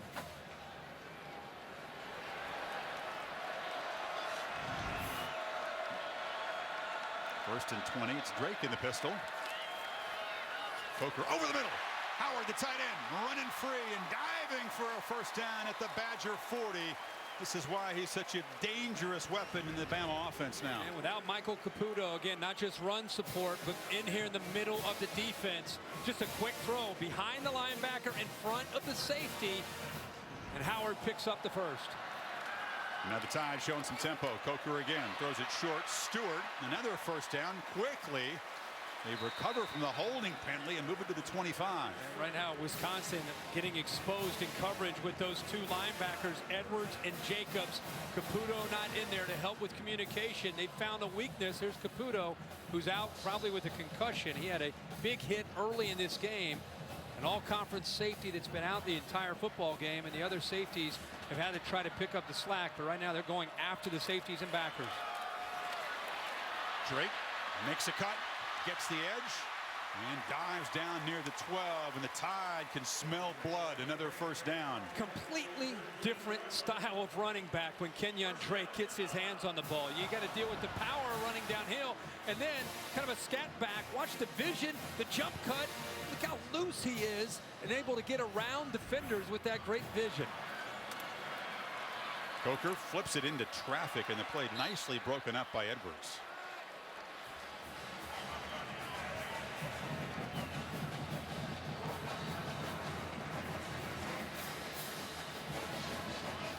Alabama offense, as you pointed out, Kirk, was so much to replace from last year, but you can see that besides Henry, which we expected, a big game, and Drake, the playmakers are still there.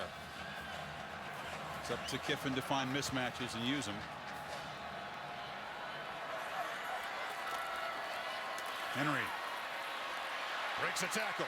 Powers down inside the 5. It'll be first and goal.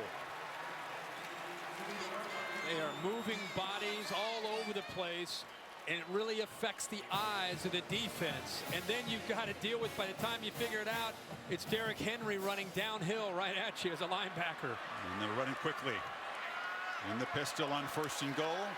Henry again, looking for the hat trick, and he gets it.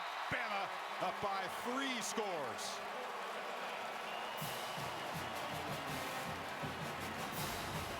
He's been doing this all night. Watch this center, Brian Kelly, pick up the nose guard, work up to the linebacker, opens up the hole for Derrick Henry. Ryan Kelly has had a great night, as he always does, for this Alabama offensive line, the anchor and the leader of that group up front.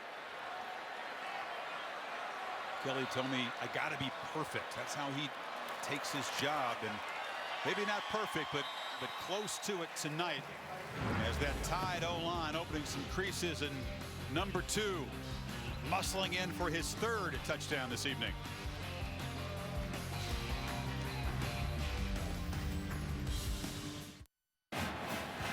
Celebrating its 11th year sponsoring the Good Hands Field Goal Nets, Allstate makes contributions to the participating universities' general scholarship funds for each field goal and extra point kicked. To date, Allstate has contributed millions in scholarships. No field goals tonight. 2 missed, but a bunch of touchdowns for the Crimson Tide, 3 of them by Derrick Henry, the junior out of Florida, the guy who rushed for, only 46-21 his senior year in high school. That's it. In the end zone, Jamerson's had no success as a returner. Finally, he's going to get loose. This is the best kickoff return for either team tonight. Out across the 30. Let's take a look at this week's AP rankings, brought to you by Goodyear. Of course, the preseason top 10. Ohio State, a unanimous number 1. That had been unheard of, and we'll see them in 2 nights in Blacksburg. Alabama came in preseason number 3, even with all the question marks on this offense. TCU escaping at Minnesota. Baylor got a battle for a while before pulling away against SMU. Quick your reaction on what we've seen from the top 10 in a minute here, as the Badgers now face serious urgency. 5:08 in the 3rd quarter, and Stavi's going to look downfield, loops the ball for Watt, but he was well covered, too well covered, as a flag comes in. It was Sean Dan Hamilton, the linebacker, in coverage, and Bama's claiming it was a push-off. Offensive interference. Saban out on the field, plead his case. Pass interference. Defense number 20. 15-yard penalty. Nick didn't win that argument.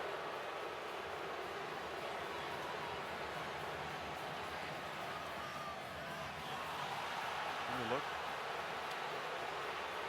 He's upset. He feels that Watt was actually pushing back. That's what he's fired up about. This is a Big 12 crew, and some fans of the Big 12 believe that their officiating crews are kind of pass happy for pass interference calls. The numbers don't really bear that out. I think it's a Taiwan deal.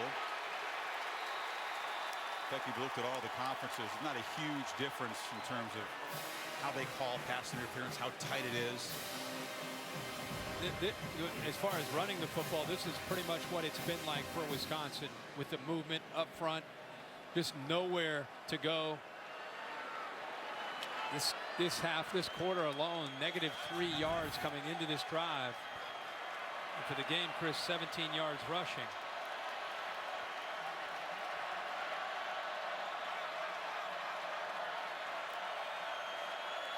Second down throw, short again. Watt makes the catch, breaks the tackle, 2 yards short of the marker. It'll be 3rd and 2. It's hard enough to move the ball against this Alabama defense tonight for Wisconsin, but when you get down like this, they know what's coming. You know, they're sitting over there. They're thinking about, okay, how can we get pressure on Stavi? That's all they're thinking about, and Paul Chryst knows that. So it's all about not just trying to complete a pass. It's about getting the ball out of that quarterback's hands as fast as you can and executing. The Badgers got the ball, Kirk, to begin the quarter, down only 7. They've had 5 yards total offense in the 3rd quarter. You need 2 here. Ogunbowale is the back. They fake it to him. Some confusion, nearly a collision. Now he collects the short pass And Ogunbowale inside the 40 nearly knocked his quarterback. Well, the quarterback, I think, wanted to maybe get around the edge. Bumps into him, little miscommunication. He wanted to get outside of it, but he's still able to regain his balance and get the ball out into the flat. He also had Erickson downfield. It's about the only consistent success they've had is the backs up against the linebackers in man coverage. And even then, they really haven't gotten through for big gains. No, I mean, you're talking about a 4 or 5 yard gain. It's play action on first. Then again, they flip it short. It's wide, and another very short gain. They just close it down quickly. That's Marlon Humphrey, a corner on the fullback.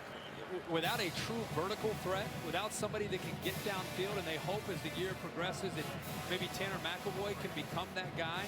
But we've not seen much of an opportunity at all tonight against this Alabama secondary, and because of that, it just makes it so much easier for Bama's defense to focus on those underneath routes. So you might catch it, but you're going to gain 2, 3, 4 yards. I'm surprised that McElroy hasn't had an impact. He's been nursing a hamstring. Maybe that's one of the reasons. But we thought we'd see him used as a weapon tonight. Stave fires across the middle. Catch made. It's a first down inside the 25-yard line as they get it to Traylor, the tight end. It's his third catch. Time the linebackers cleared out with all those underneath throws. Reggie Ragland and the Alabama linebackers took all those routes, and it opened it up, and he had enough time that time to get the ball thrown behind them to the tight end Traylor. So a drive that for the Badgers almost has to result in 7 points. Remove the chains.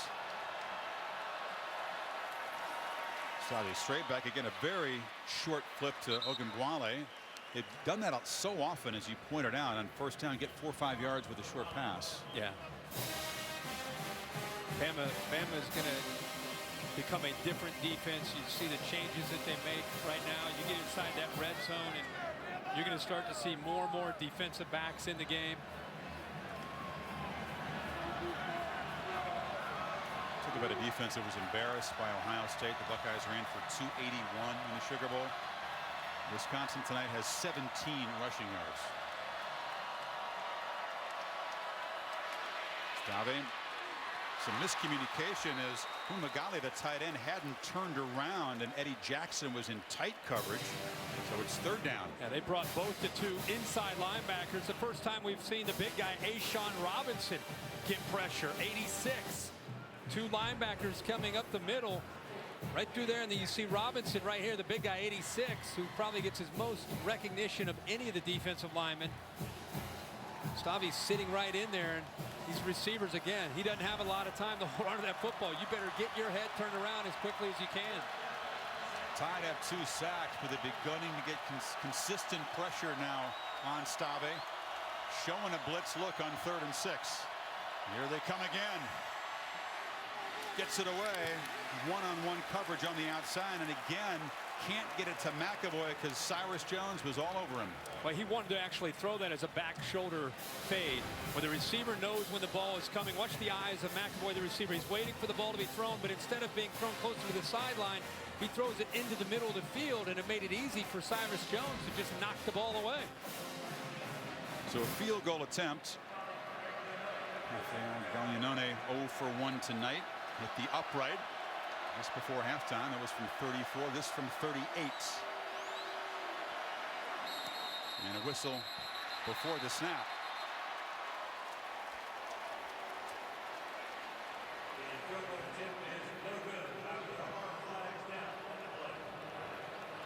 Ball start. Number 76, offense. 5-yard penalty.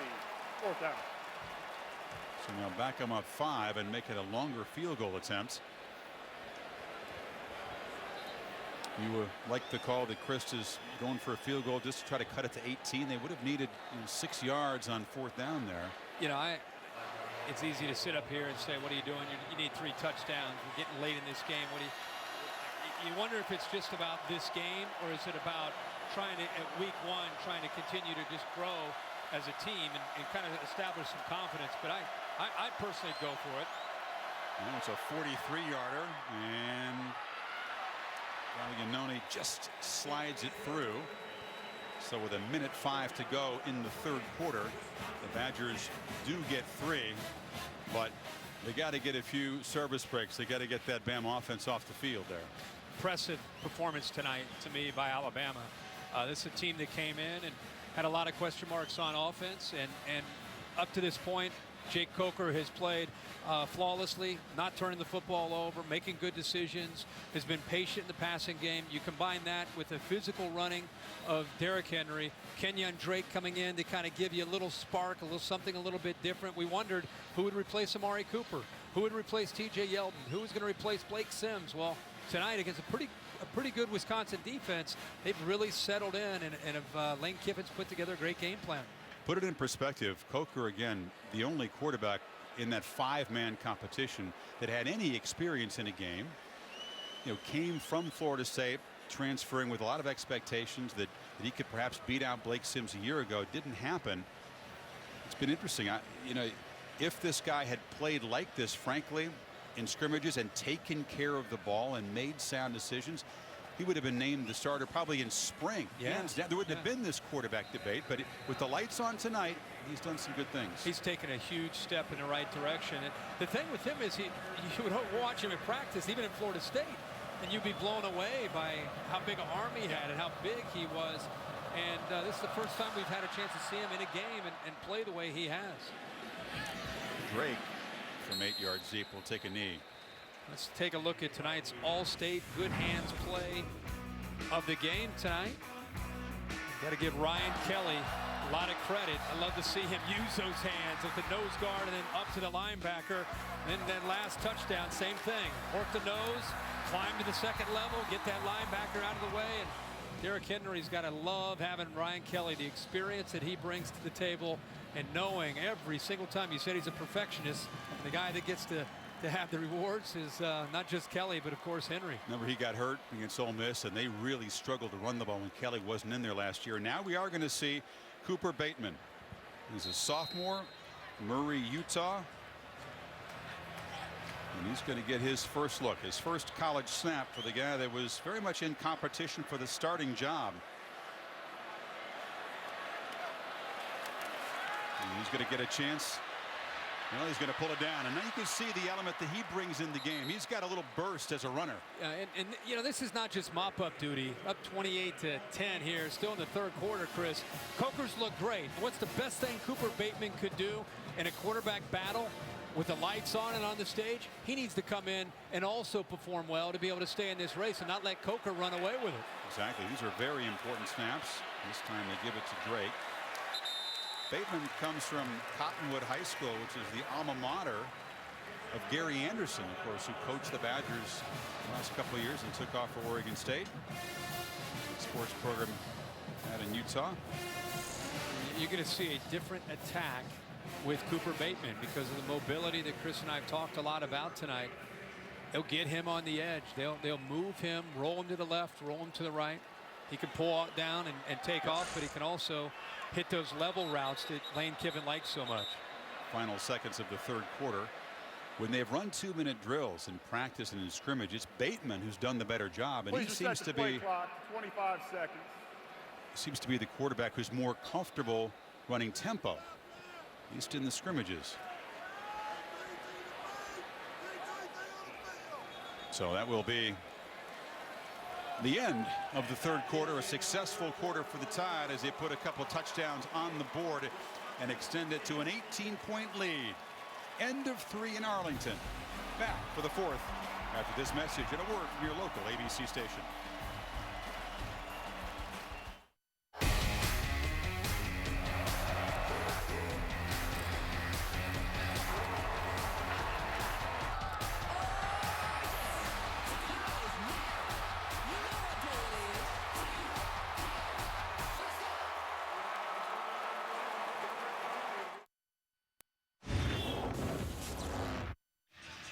Well, they gave equal time to the soundtrack here before the fourth quarter. Sweet Home Alabama played first, and then they're playing Jump Around, which is the Badgers' third quarter anthem at Camp Randall. Although I'm seeing quite the same enthusiasm from the folks in bright red that we see at a home game. Exactly. Badgers run beaten at home last year, but just 4-3 away from Camp Randall. in an 18-point hole as we start the final quarter. And Alabama going with Cooper Bateman here as he continues his first series and hands off inside. And Drake took a huge pop and got knocked backwards. He ran into something very sturdy in the middle. It might have been his own man, Ryan Kelly. I think you're right. Yeah, I think he got pushed back by the defensive line, and Kelly's been wearing out Wisconsin's defense. This time he wears out his own running back. A lot of good blocks and a tackle for the center now. All over the field.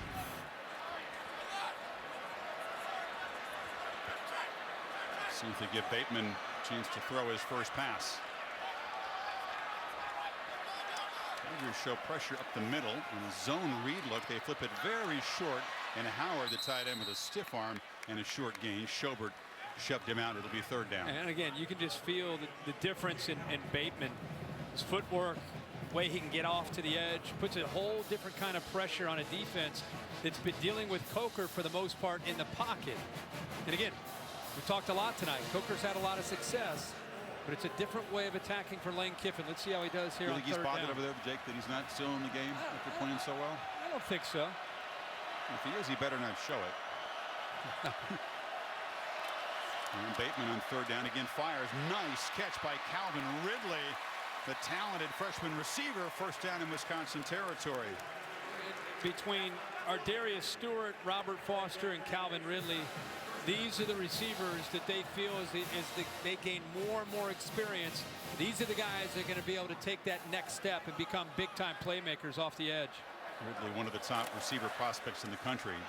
Bateman fires far side. A flag comes in as Stewart is knocked down. Another flag comes in late.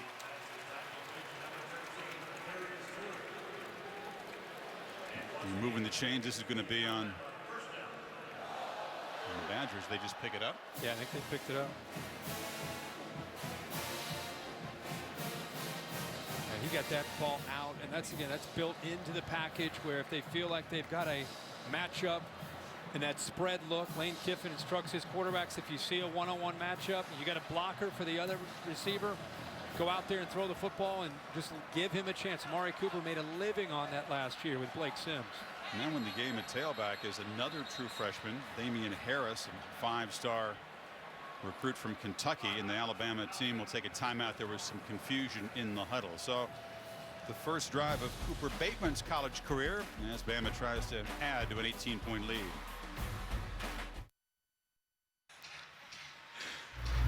Look at Bama's last 6 seasons. They won 3 national championships in the 4 years, 2009 to 2012. But in 2013 and again last year, lost a couple of games late. And they didn't finish, in their own words. Of course, run over by Zeke Elliott and Ohio State down in New Orleans. They faced 170 more snaps on defense, Saban told me, than the year before. And the defense, he thought, sort of wore down late. It's like playing 2 extra games. Tonight, that defense has not been on the field much. And Bateman throws complete. Ridley knocked out of bounds. Tide fans hoping they see Bateman to Ridley a lot in the years to come. Again, Bateman, play action, get him on the corner, get him on the edge, away from some of that pressure. A different look.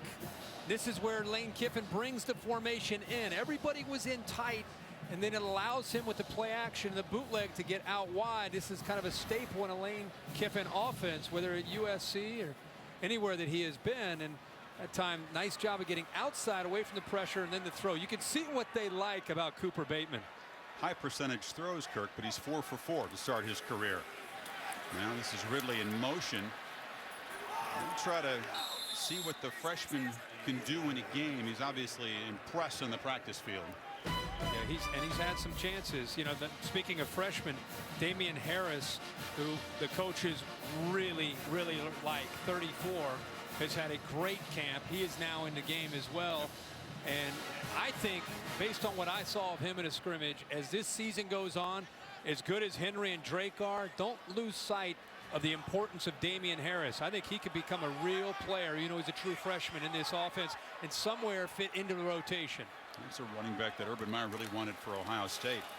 And they tackle him for a short gain. We're seeing a lot of the young guys for Alabama who are part of these highly State's had a recruiting classes now get some game action with the lead at 18. 3rd and 7. Drake replacing Harris. Harris had a knee injury his senior year, but a very productive career. One of the top running back recruits coming out. Spent the last 3 weeks going up against the #1 Alabama defense. He's probably looking forward to the regular season, getting away from that front 7.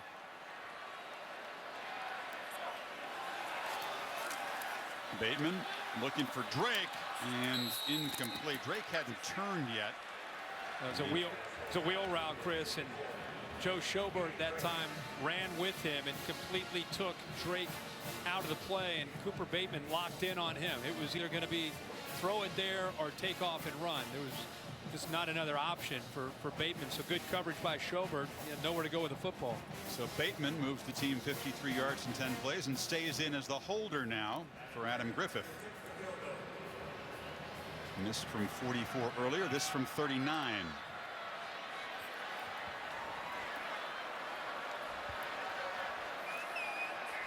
Play clock is at 2 as they get it down. They missed the first one left. This one is just wide right. So Adam Griffith, who made his first 7 kicks a year ago before he got hurt and had a slump, misses his first 2 of this season.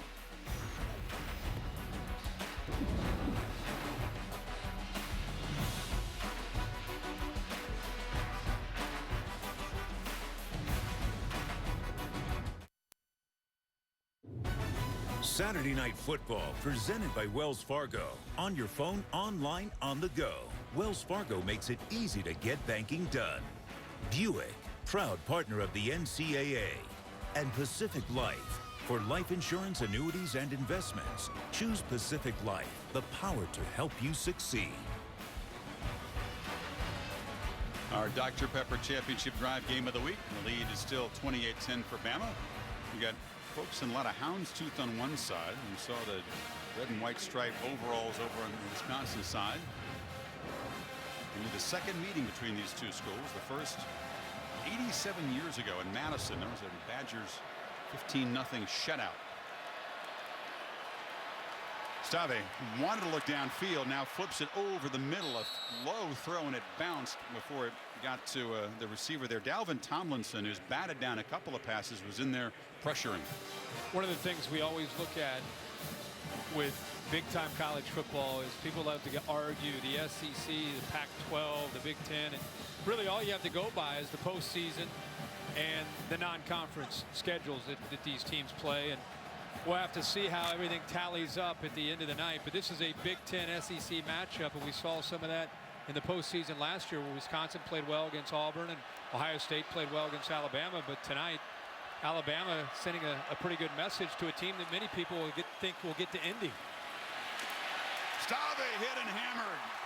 Pressure from the freshman quarter, Minka Fitzpatrick, and then the big fellas cleaned it up. Yeah, they do a good job of bringing the pressure off from the right. I'm telling you, this guy is going to be a superstar, the next great corner. They've got him playing nickel now because of this. He's physical for a true freshman. 6'1", about 195 pounds, out of New Jersey. Went down to Tuscaloosa.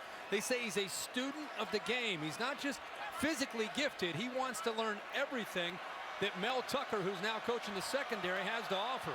Mel Tucker, the Bears defensive coordinator the last couple of years, spent a long time in the NFL. 3rd and 21. And the Tide rush forward, but still getting Stave's face, and he fires high. They are teeing off on the quarterback now.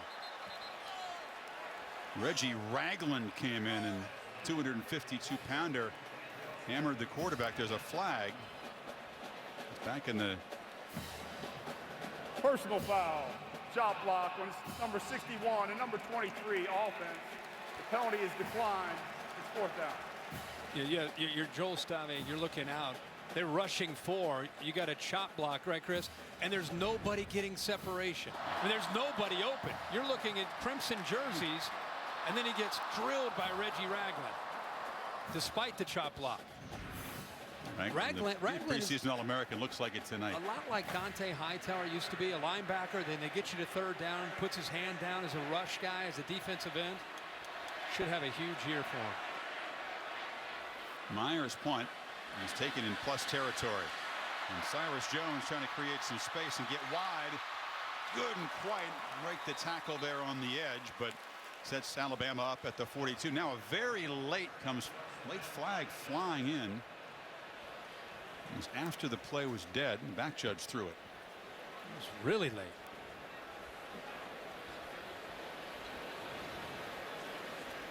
Ragland told me he was really looking forward to this kind of game. After the play was over, unsportsmanlike conduct, number 14 of the kicking team. 15-yard penalty. First down, Alabama. Timeout. Because it's a physical test that Wisconsin provides. He prefers this to those spread offenses, and he's shown why tonight. Gone from daylight to nightlight, the Goodyear blimp. Everything that Goodyear has learned making tires that go the distance inspires what they roll into yours. Goodyear, more driven. The official aerial provider of Saturday Night Football. Begin to reflect on some big picture stuff, just what the opening Saturday and opening weekend so far of the season has meant. Alabama, after that penalty, the dead ball foul after the punt, has the ball at the 27-yard line, trying to build on the lead.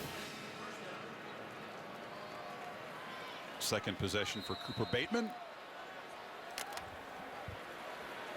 Nice drive the first time, but field goal attempt just missed.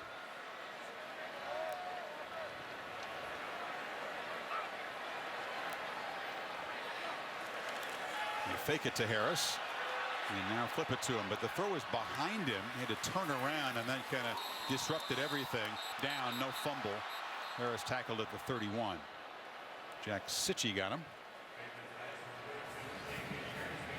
And this is an area where Cooper Bateman will eventually be able to grow. He's got a receiver coming right over the middle of the coverage, and he gets back and he's looking left, and he comes off of him too early. You can see right here, you make that throw right there, you've got a big gain. He just came off of him a little bit too quickly, and now you've got a couple white jerseys out there. That's just a misread, and again, being young, he'll go back and look at the film and learn from it. Harris. The flag comes in as he's knocked down at the 30. You know, honestly, I think that's an example of why Coker probably got the edge. Bateman is making good plays so far, but little things like that where Coker, just from being around, having experience probably throughout camp. 75 offense, 10-yard penalty.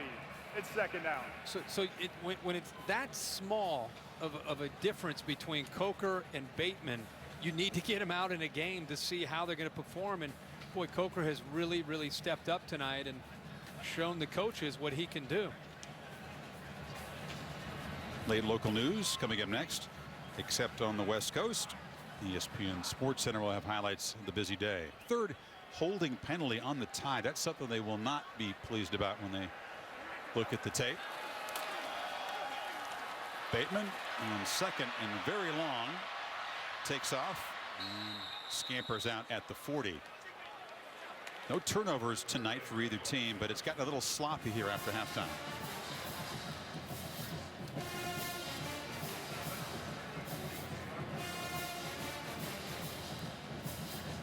There's so much talk coming into this game about the quarterback position, and you know, in Alabama there's a lot of folks that try to read the tea leaves and get a peek at every practice and draw conclusions, and Saban was very secretive. They don't release really the stats of the scrimmages, Kirk. They didn't allow any of these guys to do any interviews before the opener. There'll still be more conversation, but you got to believe that Coker has certainly established himself. Yeah. Drake spins free. Kenyon Drake has room. It's a buck on the edge and tight ropes for a touchdown.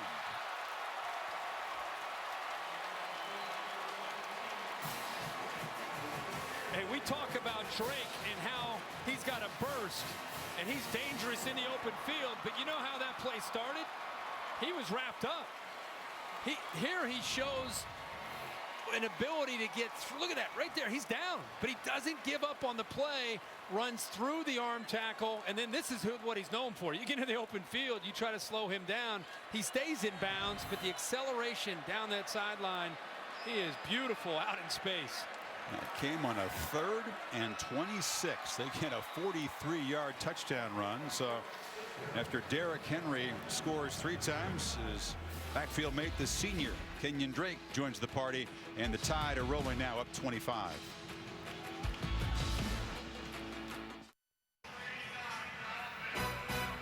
Now we've seen one preseason playoff contender in Alabama. Ohio State, the unanimous #1 in the preseason polls, visiting Virginia Tech with Joey Bosa and 3 playmakers suspended, and Noah Brown, the receiver, who was injured in practice. So it'll be interesting to see how Urban Meyer uses the quarterbacks. There was a scare with Cardell Jones going to the hospital because of a severe headache overnight, released to say he's okay. But there's some interesting issues going into that game Monday night. Hope you'll join us. Jamerson, too deep to bring out. Let's take a look at our Pacific Life game summary. It's been pretty one-sided, especially in the second half where Alabama has pulled away. It's been a big show tonight by the running back Derrick Henry. A career night, 13 carries, 147 yards. That's averaging 11 yards a carry and 3 touchdowns, a couple long ones. And how about the Bama defense? Look at that, allowed 8 rushing yards against the Wisconsin team with 3 sacks. They have pinned their ears back in the second half and made life miserable on this Wisconsin offense. Yeah, Badgers, Kirk, just 20 yards total offense after halftime. And Bama has outscored them 21-3 after the break. Erickson comes in motion. They hand it to him. Can he get the edge? Yeah, Erickson showing the speed, finally muscled out near midfield. Heather? Hey, Chris, you mentioned that we haven't seen much of Corey Clement. The reason why the running back for Wisconsin has a left groin pull, doubtful return, which is definitely frustrating for a player that's already been battling an ab strain and has been chomping at the bit to move from Melvin Gordon's backup into the spotlight this year. He'll have to wait a little bit longer. It is a disappointment. He was fighting through some pain, an abdominal situation that he had an MRI for, and now a groin that I hope isn't a lingering problem. The LSU game a year ago, Gordon had to leave the game with an injury. They use a wide receiver, Kirk, to get a 25-yard run, by far their longest of the night. Right. And I happened to look down and watch Nick Saban after that long run as Heather was giving her report, and he was, needless to say, pretty fired up with his secondary for not sealing that edge and allowing Erickson to get to the outside. You know, Nick has been, and sometimes he's tougher in these kind of games, coaching when he's up by 25 with 7 minutes to go, than the games that are close. That's a great point. He will never stop coaching. Deal, work in the middle, inside of 7 minutes to go.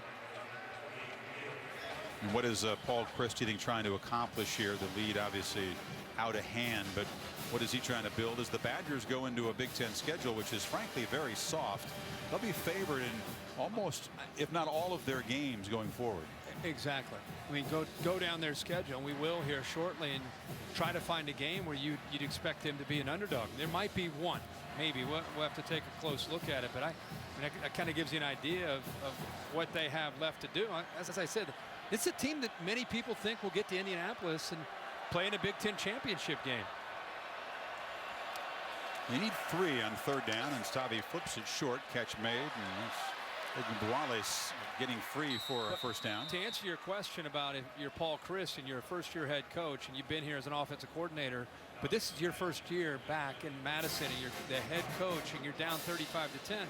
It's the first game of the year, and as bad as this feels, you want to see who's a foxhole guy.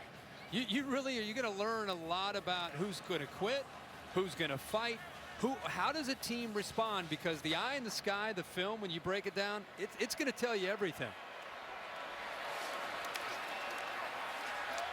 Stavi Rowan fires short. Erickson makes, Deal makes the catch, and he's muscled out. Cassidy? Thanks, Chris. Arkansas State taking on number 8 USC, and Cody Kessler picking up where he left off last season.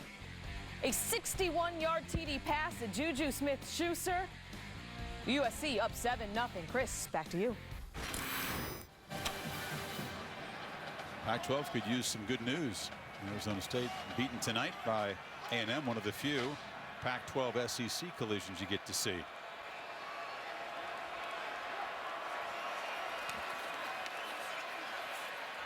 Stave files far side, and the catch is made. It's Jazz Peavy, a sophomore, making his first catch of the night inside the 15. Well, there's the arm strength and what the coaches really like about Stave. To think that Joel Stave last year was just trying to kind of be able to complete a pass 5 or 10 yards downfield, and now look at that throw. I mean, you're at the right hash, and you're throwing about a 15 to 18 yard outcut towards the boundary. Plenty of arm from Joel Stave.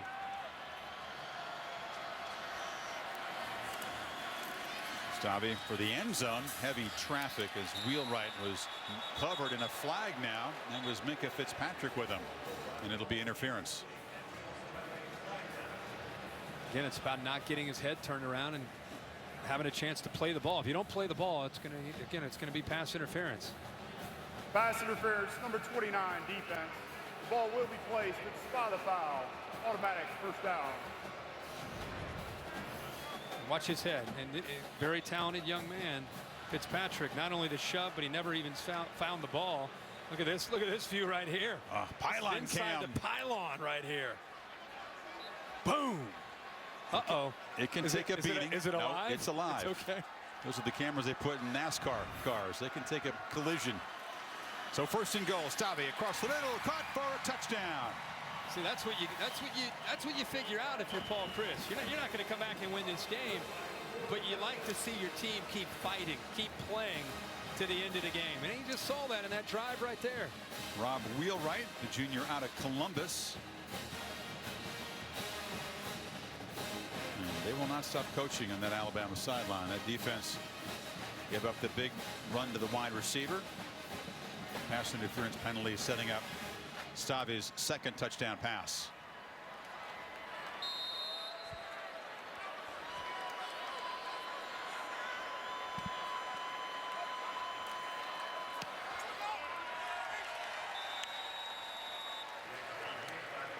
So Kirk, we have to avoid the temptation to conclude too much from an opening day, but as you said, there's so few chances sometimes for top programs in the power conferences to square off. So we'll take a look at the Saturday headlines, and Pat Fitzgerald was pumped up. His defense just smothered David Shaw's offense, and they win by 10.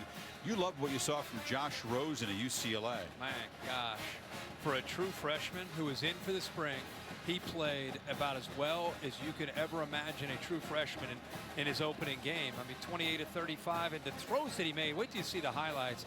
BYU going on the road, a Hail Mary to be able to win in Lincoln. But Taysom Hill injured. Taysom Hill out for the year. A tough loss. But the Pac-12, Arizona State, a team that I thought could get to the Pac-12 championship game, maybe even the Final Four, losing today in Houston to A&M. And how about Stanford, we just touched on? Those are two teams that a lot of people felt could be very competitive. Of just a bad day for the Pac-12 and the Big Ten also. Not just Wisconsin, but Penn State losing to Temple. Some tough games for some of the high-profile conferences out there.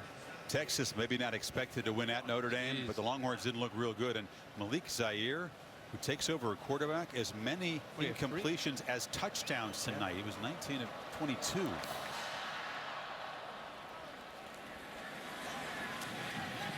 Chris Black will bring it out for now. Just take a knee for the Tide and gets bumped into at the 7-yard line. After the Buckeyes and the Hokies on Monday night on ESPN is the premiere of Scott Van Pelt's nightly Sports Center show at midnight or thereabouts, beginning Labor Day night over on ESPN. Getting back to Wisconsin, they'll have 3 home games: Miami, Ohio, Troy, Hawaii, expected to be 3-1 going into the conference schedule. Iowa is the Big Ten opener. They come to Camp Randall, but the other games on Wisconsin's home schedule: Purdue, Rutgers, Northwestern. They visit Nebraska, which is going to be huge in the West. But they don't play anybody from the East. Miami of Ohio favored. Troy, Hawaii, Iowa at home, at Nebraska. So far favored every game. Purdue at Illinois, Rutgers at Maryland, Northwestern at home. maybe at Minnesota, rivalry game. They can be favored in every game they play after tonight. Bateman still in the game, and Harris shows some muscle, some hard yards. Now the FPI, the Power Index, gives Alabama the toughest schedule in the country preseason. Middle Tennessee not a big part of that.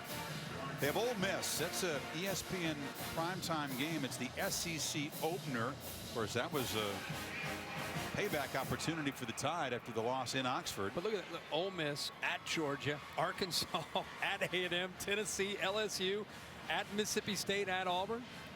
That's And if you survive that. Saban will point out that the fans certainly do that a few Tide opponents have buys the week before they play Alabama, and you get into that gauntlet and face these physical teams. The buys, where they fall, become an important component of the schedule. That's a good point. And not to mention the bonus round, if they get through all that, they get to go to Atlanta and play in an SEC championship game. Not so fast, my friend. It's been very difficult to repeat as champion in the SEC West in what, 20 years since if they never. No, I understand. I'm not saying you predict it, but it's just such a tough thing to do, to even win the division back-to-back years and repeat as SEC champions. Got to give a couple decades. Right. By the way, I just got a text from Lee Fitting saying College Game Day in East Lansing next week for Oregon and Michigan State. You and I will be there as well. I'll be there in spirit. I'll be there in spirit. There's a tennis thing in New York that I'm going to be saying. Oh, yeah. Yeah, my bad, man. But I'll be watching.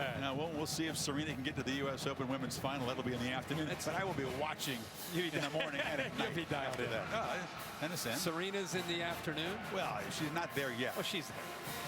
She's Alabama. That's an afternoon final. The U.S. Open women's final. Whoever's in it is in the afternoon. I'll say she's in. That'll be fun, obviously. Who's she going to play? Azarenka's still in it. It's been some on the other upsets. side. Yeah. Then who's going to be in the men's final? When's that? I'm not the prediction guy in tennis any more than I am in football. Federer, right? You know, you're going to have Murray and Federer on one side of the draw. Djokovic, obviously, the top seed on the other side. I'm fired up this week for tennis. I like those night matches from the U.S. Open. They're fun. I know. You told me you're a week two guy. I expect some texts. You'll have them. I'll be that guy firing away at midnight. I'll be that guy watching. So 4:19 to play.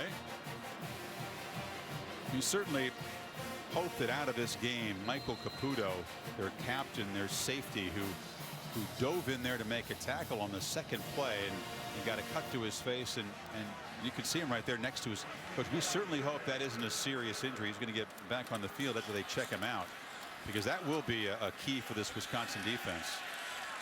Harris powering near the marker. They're going to spot it right about the 17 where he needed to get. It is a first down.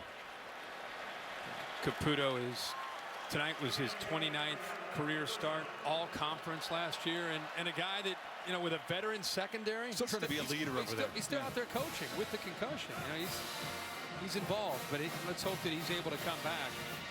It was just a little bit of a scary moment. It was first or second play of the game. Yeah. He got hit when he tried to tackle Derrick Henry. He went into the wrong side of the field. He went over to the Alabama huddle. That's a red flag. Yeah. Play clock running down. Does Bateman see it?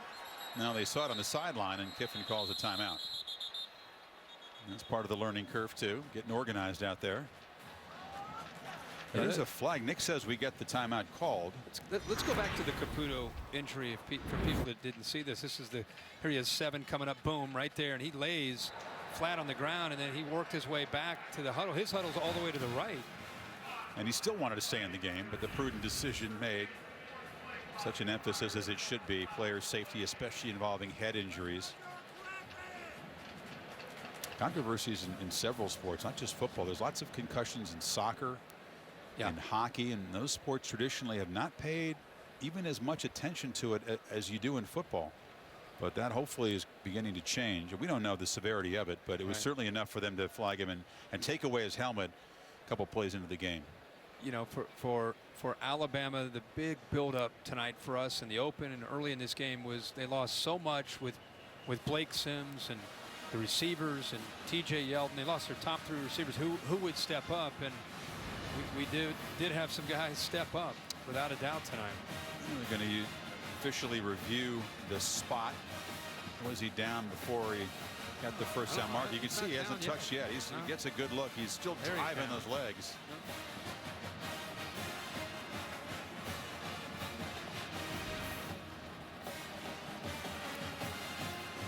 Jim Blackwood is the replay official. I was just talking about who would step up, and Lane Kiffin has got to be very, very happy with the night from his offense. Jake Coker, great night throwing the football around, making good decisions, avoiding turnovers. Derrick Henry, a couple big runs, ended up with 3 touchdowns. And I think the area where they're going to you're going to see the most growth if they're going to have a special year is going to have to be out at wide receiver with Robert Foster, the freshman Calvin Ridley, and also the sophomore Darius Stewart. The ruling on the field is confirmed. First down. The game clock will start on my signal. The spot was correct. An Alabama team that didn't have a lot of takeaways last year, not nearly enough, only 20 of them. Doesn't have one tonight, but they don't have a turnover either. Right. Surprising, really, in an opening game that we've so far had a turnover-free game.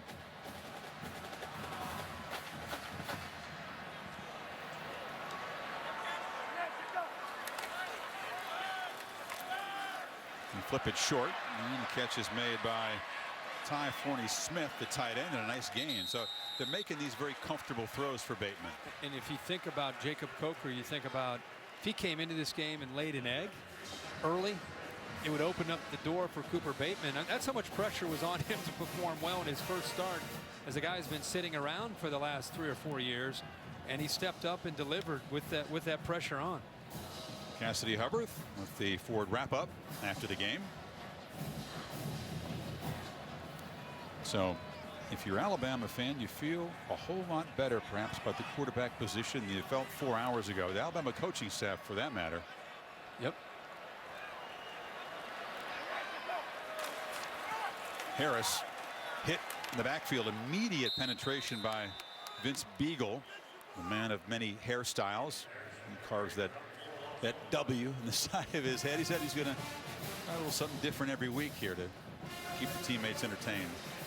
He's the part of the personality of their defense.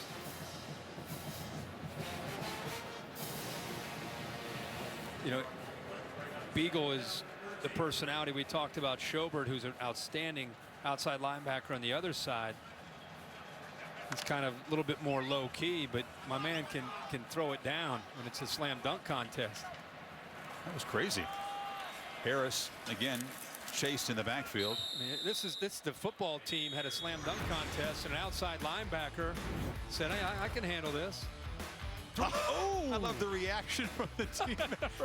Let's say they maybe didn't expect to see that from old Joe. Yeah, fair to say. How many outside linebackers can do that? High school. Not that many guys in college basketball can do that. No, that was pretty. 6'2". He's only 6'2", yeah. He's got to get 236 pounds in the air to do that, too.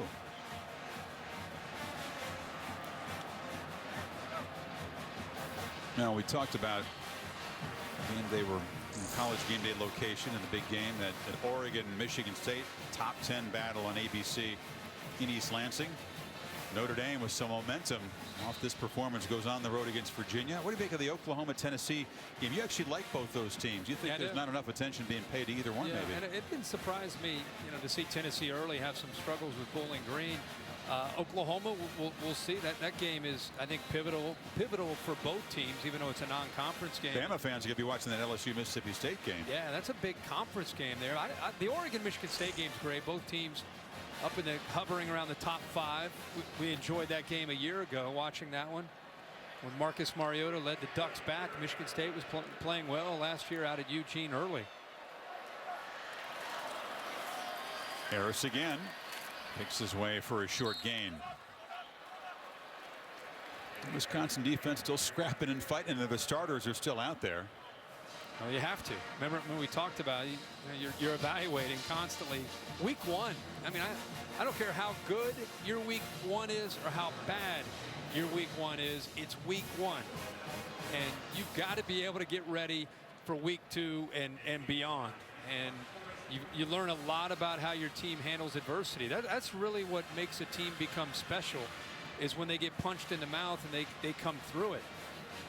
You grow together as teammates and coaches when you go through some tough times, and you don't give up. We don't have preseason football in college football.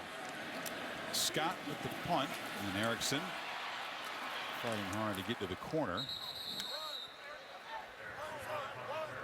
Mentioned at the top that AT&T Stadium will be the site of the Goodyear Cotton Bowl, which is one of the semifinal games. The other one is the Orange Bowl. We don't know the times yet. That'll depend on the matchups, but the focus here in Arlington and in Miami on New Year's Eve, and then Glendale, Arizona for the national championship game on January 11th.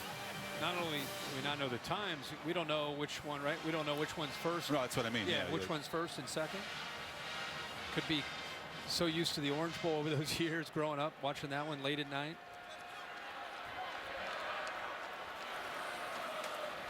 So Stavi, with 1:11 to go, finds Erickson again. That's been a good combination. He used the backs exclusively early and then got Erickson involved. And see, here's an example of maybe somebody sitting at home and saying the game's over. You know, what are they doing? We're down 35-17. It's not about trying to score and make the score look more respectable. It's really more about, okay, we're playing Alabama's defense.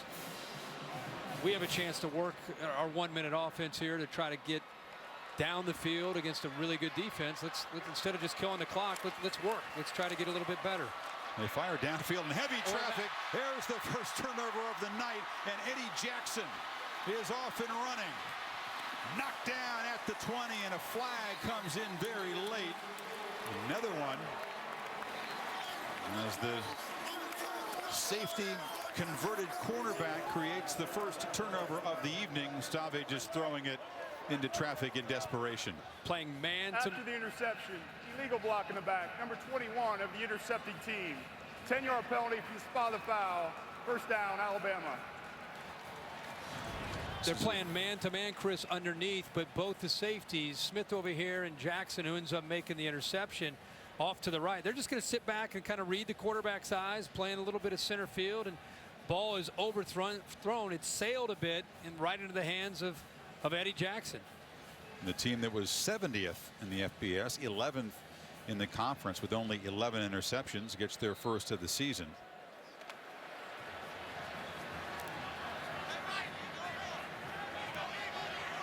And now we're going to get a look at the third quarterback this evening. It's number 11, Alec Morris, junior from Allen, Texas. So they give the Texas native a few snaps here in the final minute in his home state.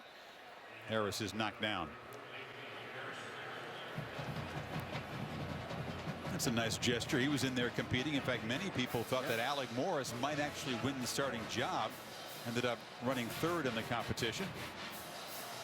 But he gets back to his home state, and you can say he got in the game. He did. You know, they started with 5. They worked their way down to 3 and eventually down to 2. But Alec Morris was battling. He really was. He didn't do anything to hurt himself at all throughout camp. I think at the end of the day, the other 2 may have a little bit higher ceilings with their physical abilities.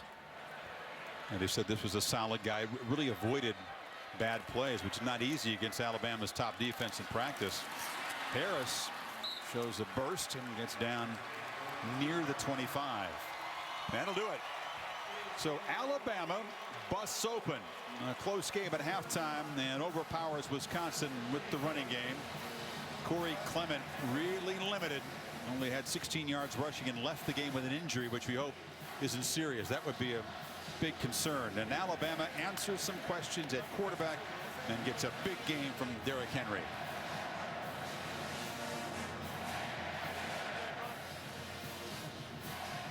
Let's go to Heather with Nick Saban.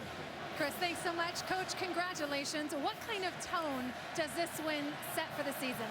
Well, you know, I think that in a game like this, you know, you're always going to go back and say, where are we? Where do we need to improve? What are the things we did well? What are the things we need to do better? And there's certainly a lot of things that we could do better in the game. It was a great win for us. Wisconsin's got a good team. I'm really happy with the way our guys competed, and I thought we came out and played really well in the second half. And Coach, a big question mark throughout fall camp was your quarterback situation. You said you needed to see game evidence. So what's your takeaway now? Well, I thought Jake played very well. You know, Cooper probably didn't have the same opportunities as he had, but really pleased with the way Jake played. He made good choices and decisions out there, and, you know, hopefully he'll only get better, and so will Cooper. And what are your thoughts on a two-quarterback approach moving forward? I don't have any right now. I'm just happy to win the game. And your defense certainly stepped up, especially in the second half. How did you basically render Wisconsin's running game useless? Well, you know, our guys did a good job up front controlling the line of scrimmage. You know, we made some halftime adjustments on the back coming out, kind of took that away and batted some balls down and put some pressure on the quarterback. So I was pleased with the way we played until we put the second team in. And I didn't think they competed very well, not at least to our standard. Coach, congrats on the win. Never satisfied. I love it. Thanks, Coach. There is Corey Clement, who was really limited. Wisconsin not going to succeed very often, Kirk, when they have 40 yards net rushing, and 25 came from a receiver on one play. Next test for the Tide after a Middle Tennessee State game is going to be a home game against Ole Miss. And after last year, what a setting that'll be in Tuscaloosa with the Ole Miss, and off to a really good start today. But, you know, Nick Saban just kind of summed it up. He's got to be pleased. He'll go back and look at the film. There are going to be a lot of areas he's very, very pleased, especially with the way the offense was able to step up. But the defense shutting down a Wisconsin team, I think as the year goes on, you'll see this Wisconsin team put some things together. But that was a great, great start for Alabama in a neutral site football game. Play to your strength, your defensive front, your offensive line, physical and fast running backs, and a quarterback that didn't make mistakes. Alabama begins what they hope will be a playoff campaign with a nice statement. 35-17 is the final. 8 o'clock on ABC. Kirk and Reese Davis will be in East Lansing as Oregon battles Michigan State in prime time. Interesting Big Ten Pac-12 clash. Time now for the Ford wrap-up show. And back to Cassidy Hubbard.